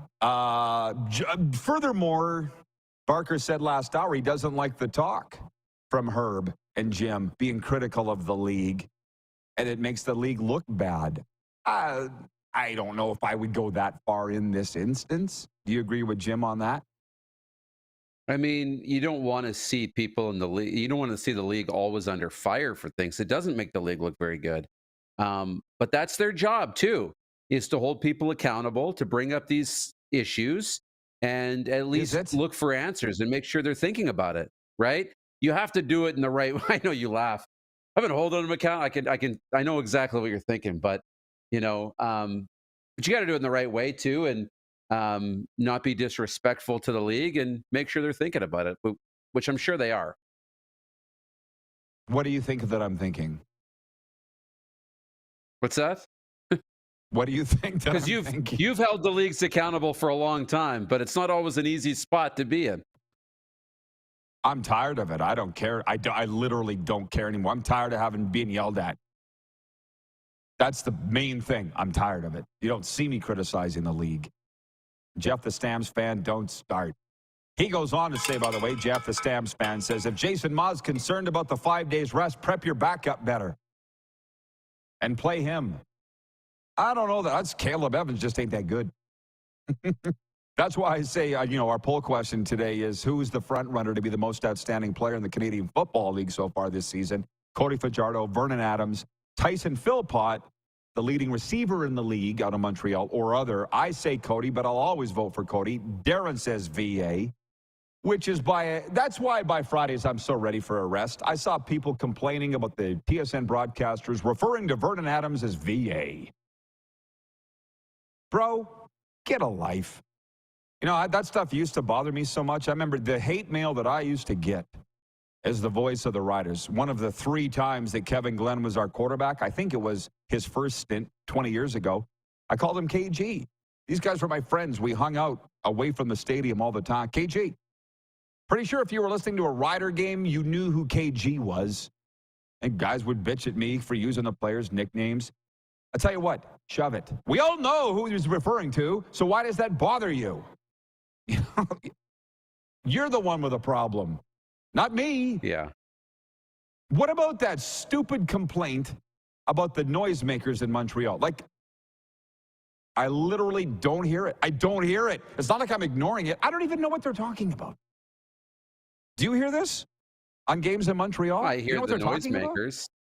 Yeah, I think they're talking about the noisemakers, and they're pretty close to where they're collecting audio from and whatever else. But that's Montreal. It's distinctive. We don't want every stadium to look and sound and feel the same. And if one stadium and team makes you annoyed and it makes you hate the Alouettes, then that's good. Because we need to have good guys and bad guys, teams you cheer for, teams you cheer against.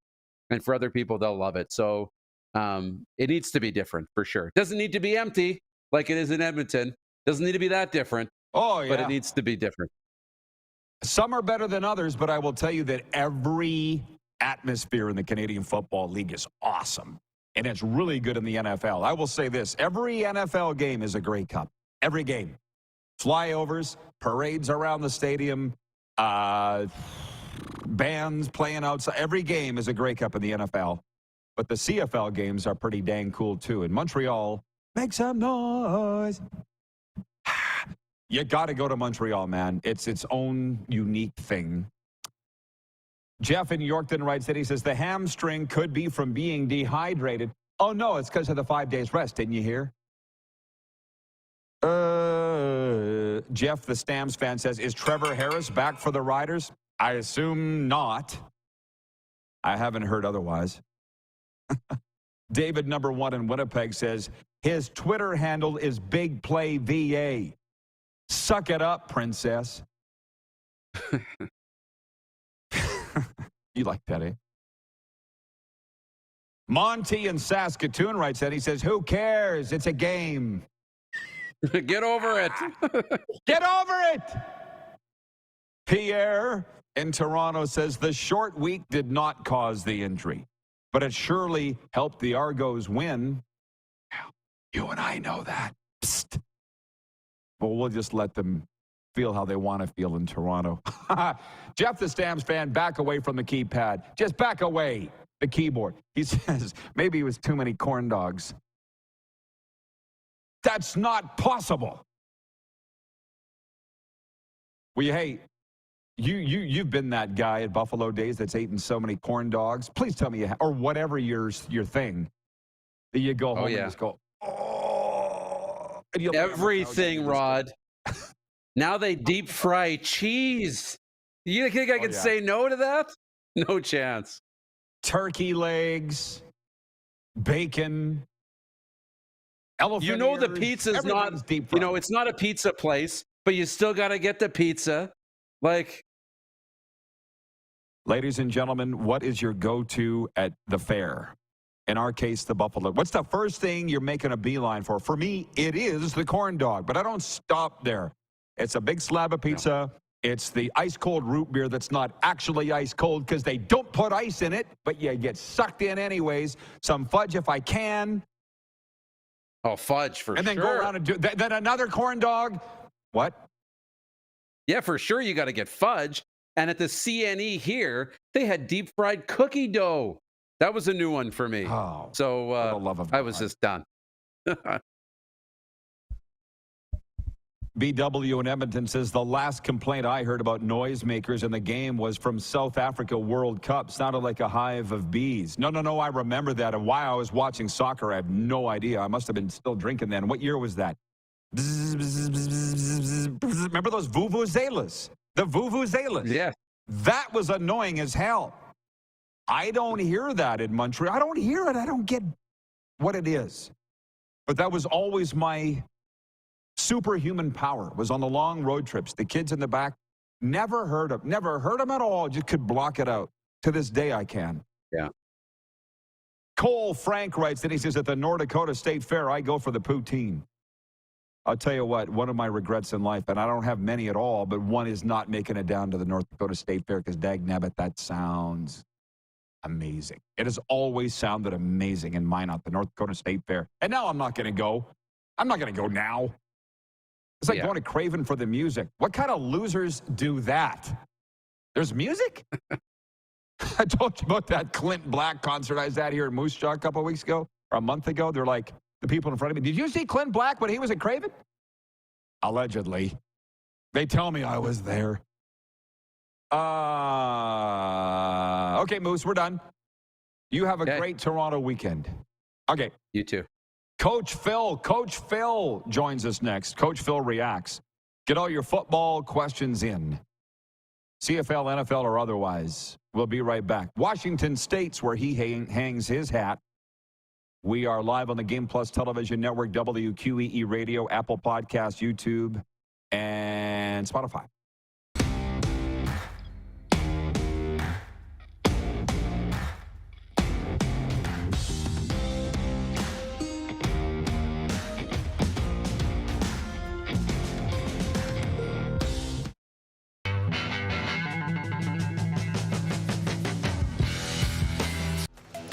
The live sports experience is changing. Teams and facilities are under pressure to provide online and in-venue entertainment. IKS Live has the right team to deliver. We provide service across North America and produce the best fan experience, in the seats or streaming to you.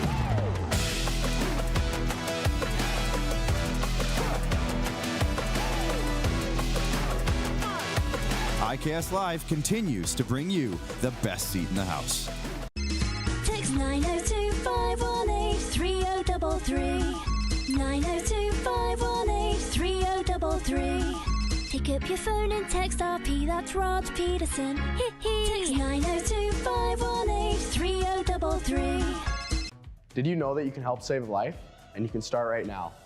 Stem cells from male donors increase chances of positive outcomes for patients, yet they only make up 40% of our registry. Today, there are hundreds of people in Canada searching for their life-saving match. You can be a patient's best hope. Be a hero by registering with Canadian Blood Services Stem Cell Registry now.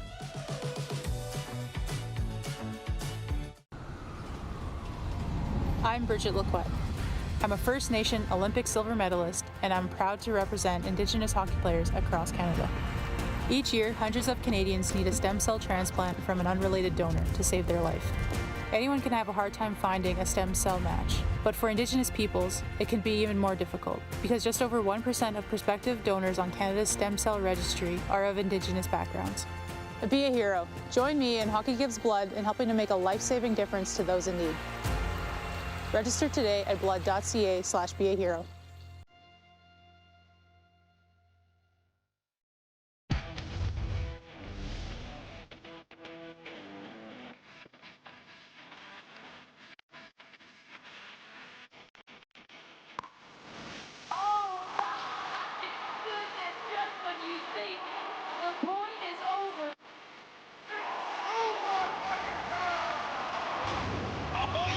Sounds like he knows what he's doing a little bit. As long as you're entertained. Aren't you entertained? Hi, my name's Logan Stankoven. And I'm Connor Bedard. We're both Hockey Gives Blood player ambassadors and proud to be blood donors. There are thousands of patients each year in Canada that rely on a generous stranger to save their life. Please book an appointment today to donate blood at blood.ca/HGB.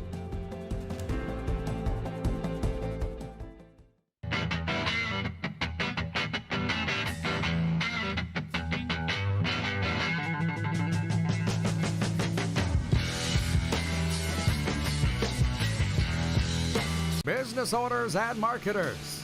Okay, we know you think we're pretty cool. That's why we want you to share in the coolness factor. Partner with the Rod Pedersen Show and market your business every weekday to sports lovers just like yourself. Take advantage of our many cost-effective commercial and promotional opportunities.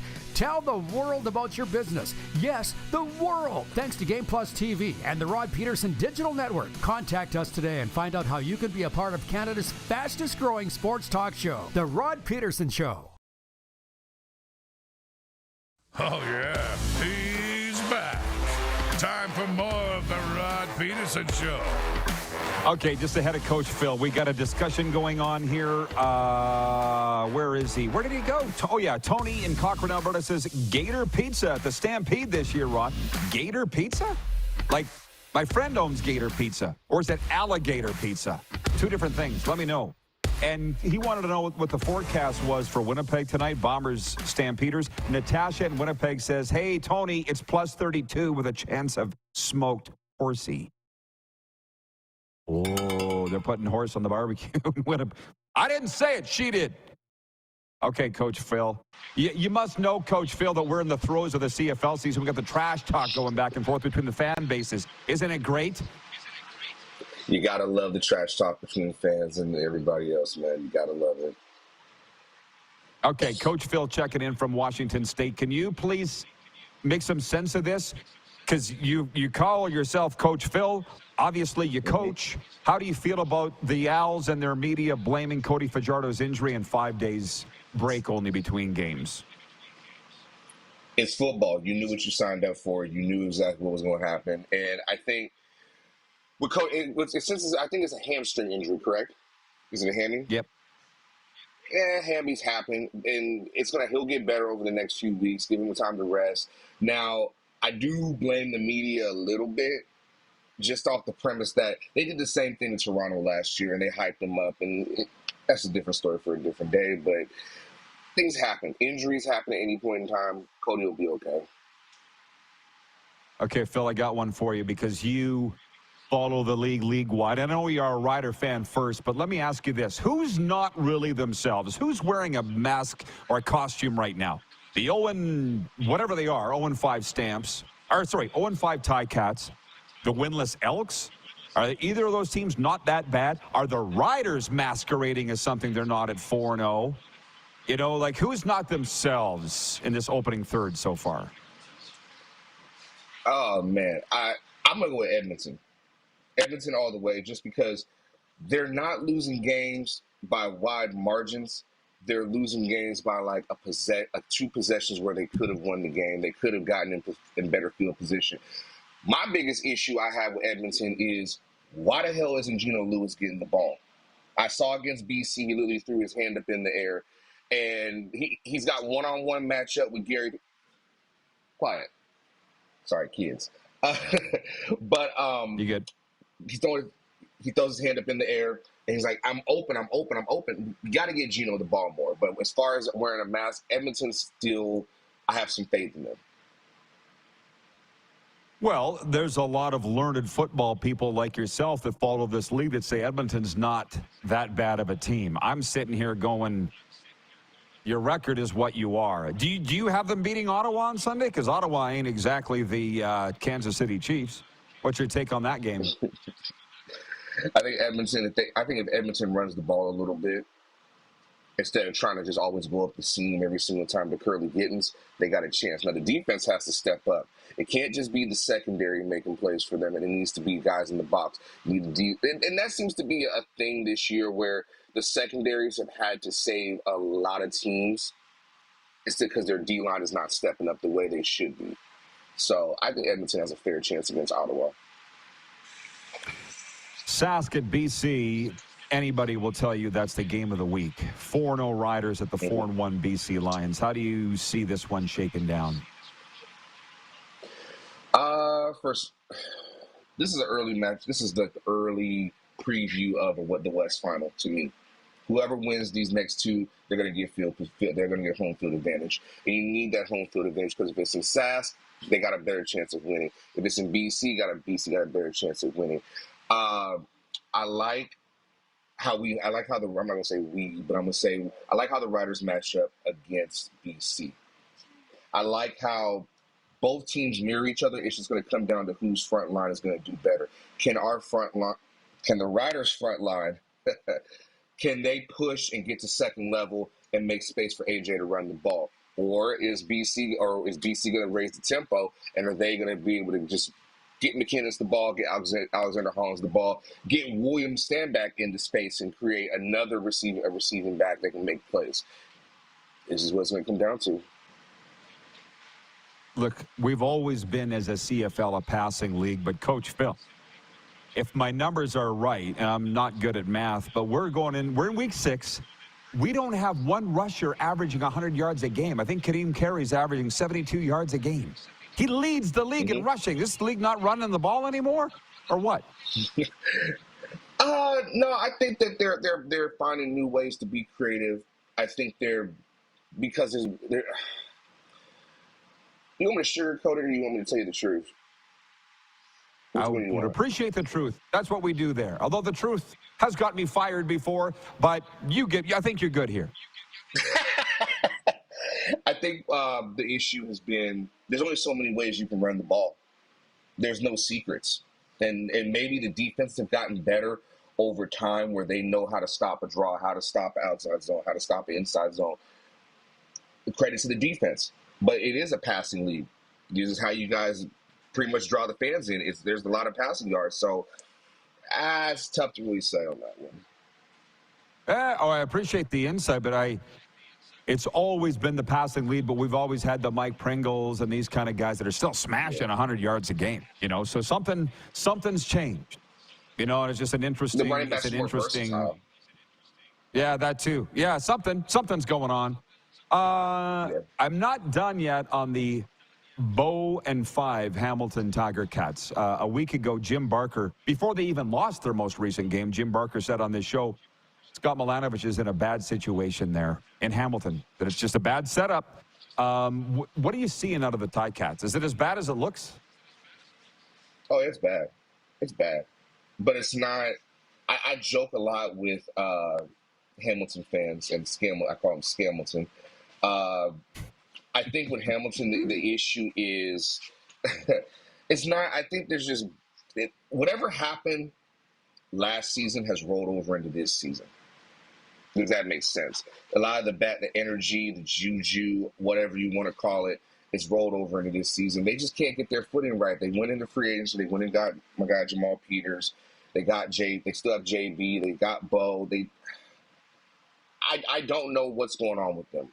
And they wanted Milanovich so bad they got him. Now let him figure it out.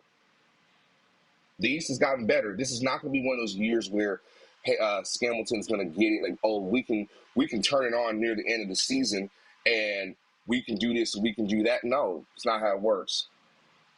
Everybody got better. Well, they know football in Hamilton, and when fans are leaving at halftime like they were last weekend, that ain't good because they know this is junk. They better start figuring it out, and maybe that's what they're doing here on the bye. But they've changed offensive coordinators, like you said. They fired the special teams coordinator at some point, who ultimately pays the price. Phil, it is summertime. I just got to ask you, going to get watching some CFL live in person this summer? What's your schedule? I've already been to one. I'm going to be taking my daughter to her first one, August 18th, Winnipeg against BC. I got a few more games I want to get to. I'm going to try and get to Montreal this summer before I go back to work. But hey, we're just going to keep it moving, and we're going to make a couple stops along the way. Keep doing what you do, and Montreal is a wonderful choice to catch live CFL football. Thanks, Phil. Enjoy the games this weekend. Let's do it again soon.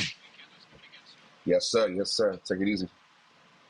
Coach Phil Reacts joining us from Washington State, talking a little ball here on a Football Friday. We'll be right back with a sports update and the final overtime of the week.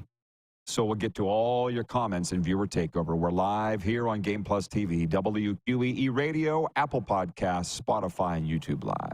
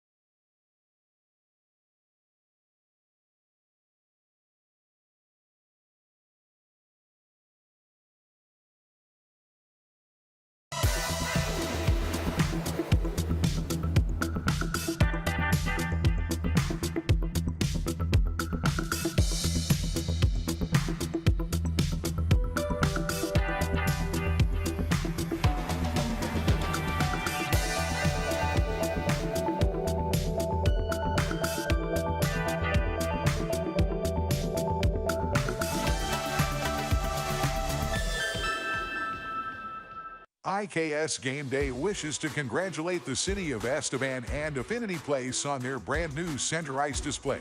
This state-of-the-art score clock features 5 LED faces with full motion graphics, scoring integration, and our new halo mounting system.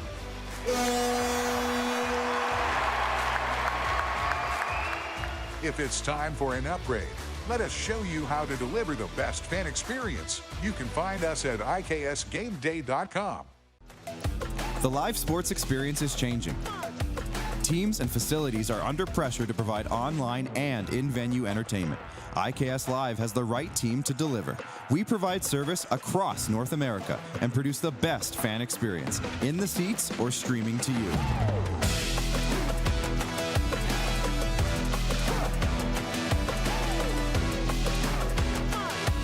IKS Live continues to bring you the best seat in the house. Hi, my name is Logan Stankoven. And I'm Connor Bedard. We're both Hockey Gives Blood player ambassadors and proud to be blood donors. There are thousands of patients each year in Canada that rely on a generous stranger to save their life. Please book an appointment today to donate blood at blood.ca/HGB.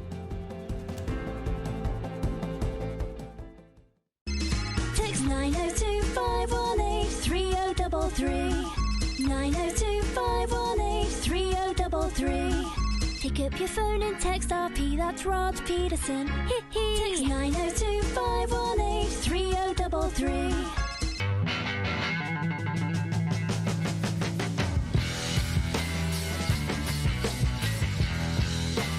Here's how your business can be a part of Canada's fastest growing sports talk show. All you have to do is contact us, and we will tell you all about the dynamic and exciting marketing opportunities we have, utilizing a fully integrated 360-degree multi-platform. Imagine your business seen and heard across Canada on Game Plus TV and around the world on the Rod Pedersen Digital Network. You will use one of the most overused expressions in sports. You gotta be kidding me. Get your business involved. Contact the Rod Pedersen Show today. You got something to say? You want to add to the show? What are you waiting for? Don't just sit there. Say something. Now, back to the studio with Rod.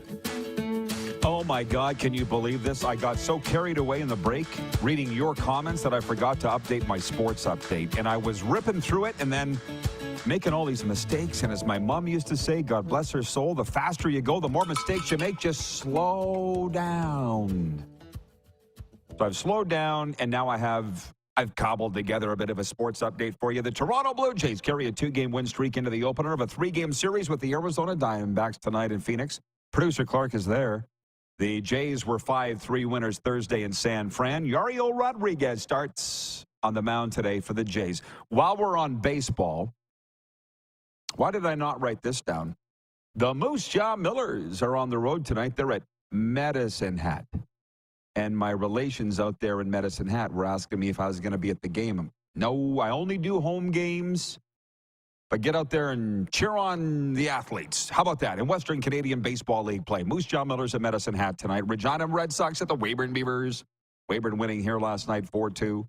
Brooks is home to Edmonton. Okotoks welcome Sylvan Lake. Saskatoon's at Swift Current. Lethbridge at Fort McMurray. Next Saturday is the WCBL All-Star Game in Okotoks, and we'll be there live with a special show from Siemens Stadium. The Winnipeg Blue Bombers are aiming for their second win of the season as they host the Calgary Stampeders in CFL action tonight. Bombers quarterback Zach Collaros is expected to start after missing last week with a thorax injury. We've learned that's your chest. The two-time league's most outstanding player is yet to throw a touchdown pass this season. How about that, Tuna? How about that? The sports updates brought to you by Landmark Cinemas.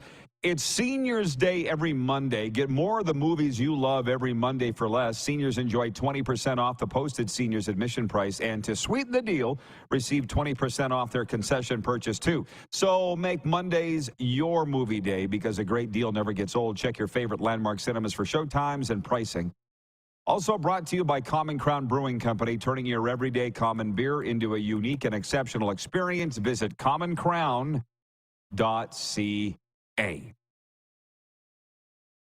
7 minutes left. I could read a lot of things here. I feel like it's the summer. What do we think of with summer? We think about, well, in my world, we think about the lake. We think about the fair. It was through Moose Jaw, where I'm hanging my hat this summer, broadcasting Moose Jaw Miller's games. Here and gone. The complaint was that the fair was smaller in terms of size this year. I don't know. I didn't go. Buffalo Days, I feel like, is coming up first week of August in the Queen City. And we were saying, what's your go-to food at the fair? Paul in Humboldt writes in, he says, mini donuts. BW in Edmonton says, what used to be the fudge, the thing to go for me, but now you can go to Bass Pro Shops and get all you want. I know, right? They have stopped making birthday cake fudge at Bass Pro Shops, and that bothers me immensely. Really like the M&M or the Reese's fudge. As I said, corn dogs, pizza, ice-cold root beer that's not actually ice-cold, fudge, rinse and repeat. Tony from Cochrane, Alberta, says it is actual alligator pizza, alligator pepperoni. There is a place just down from my house in Boca Raton, Florida. It's in Meisner Park called Gator Pizza. And it has it's a ripoff of the Florida Gator logo. And I got to know the owner there. When I say he's my friend, he's not my friend, but we know each other. You know what I mean? Gator Pizza. So that's why that was the confusion. Jeff in Yorkton says, fudge at the fair is always yummy. Minot State Fair back in the 90s. Got to watch some great country music acts. To be honest, that was the thing. I always wanted to go to that North Dakota State Fair because they would advertise up in southern Saskatchewan or even all across Saskatchewan. I always wanted to go, but I couldn't get away. I was always working Rider football all summer. This works perfect here now. Just home games and the weekends to do whatever I want. Like tonight, I am seeing the Ted Knight Saskatchewan Hockey Hall of Fame induction dinner in Swift Current, where we'll induct Corey Sarich, Patrick Marleau, Brad Meyer, Travis Moan. Oh, it's going to be big fun. It is literally the best of both worlds. Jeff, the Stamps fan, says it's a little early to be declaring this the battle for home field in the Western Final. He said it. Coach Phil was saying Sask at BC. Saturday night is a preview of the West Final. How about that? How about that? Sega writes in from Winnipeg and says, Brady's going to have a huge night tonight. Referring to Brady Oliveira, the outstanding running back of the Winnipeg Blue Bombers. Tony from George Fox Country writes in. He says, I love me some alligator. I got turned on to it during one of my trips to Texas. Yum. It's like, wouldn't you say, rubbery chicken? That's all that it is. No, it's not as good as chicken. Very tasteless, very seafoody. First time I ever had it was at a place called Charlie's Steakhouse in Tampa Bay. I'll stick to beef. Florida is the #2 beef producer in America, behind Texas. Florida's got it all, y'all. Jeffrey, the Stamps fan, says, Sunday night is the GMC Rangeland Derby Dash for Cash, the most exciting minute of the Canadian summer. Yeah. Sunday, I might be watching. You're not going to believe this. There's a former NFL player here in the province this weekend, and I'm going out to visit him on Sunday. The whereabouts, unknown. Will we be watching Chuck Wagons? Probably not. Oh, Jen at the Four Seasons says, thinking of going to Weyburn to watch the Sox. Never a bad idea, Jen. Stop in at the 7-Eleven. It's heard yesterday, with it being National Slurpee Day yesterday, that 7-Eleven's making a comeback. Allie in Texas said that. I'm like, here in Canada, it never went away. Kiefer Sutherland's grandmother lives in Weyburn. I'm sure she can't still be alive. But she had, Kiefer Sutherland was up at that 7-Eleven and had Julia Roberts there back in the day. Remember when they were the hottest thing going? Fell in love with burritos at that 7-Eleven. Jen says corn dogs and elephant ears. That's her thing at the Buffalo Days. Buffalo Bill writes in, and he says, many donuts after a Tubby's burger. BW in Edmonton says, when's the RP store going to open? I meant to ask Moose earlier. Listen, ask him. I don't know. I got enough to do. I ain't in charge of that. I know people get upset. I'm tired of being the face and answering questions that I'm not responsible for. I guess that's it. You guys have a great, safe weekend, for the love of God. Be good to yourself, and we'll see you Monday here at noon Eastern. Who has more fun than us?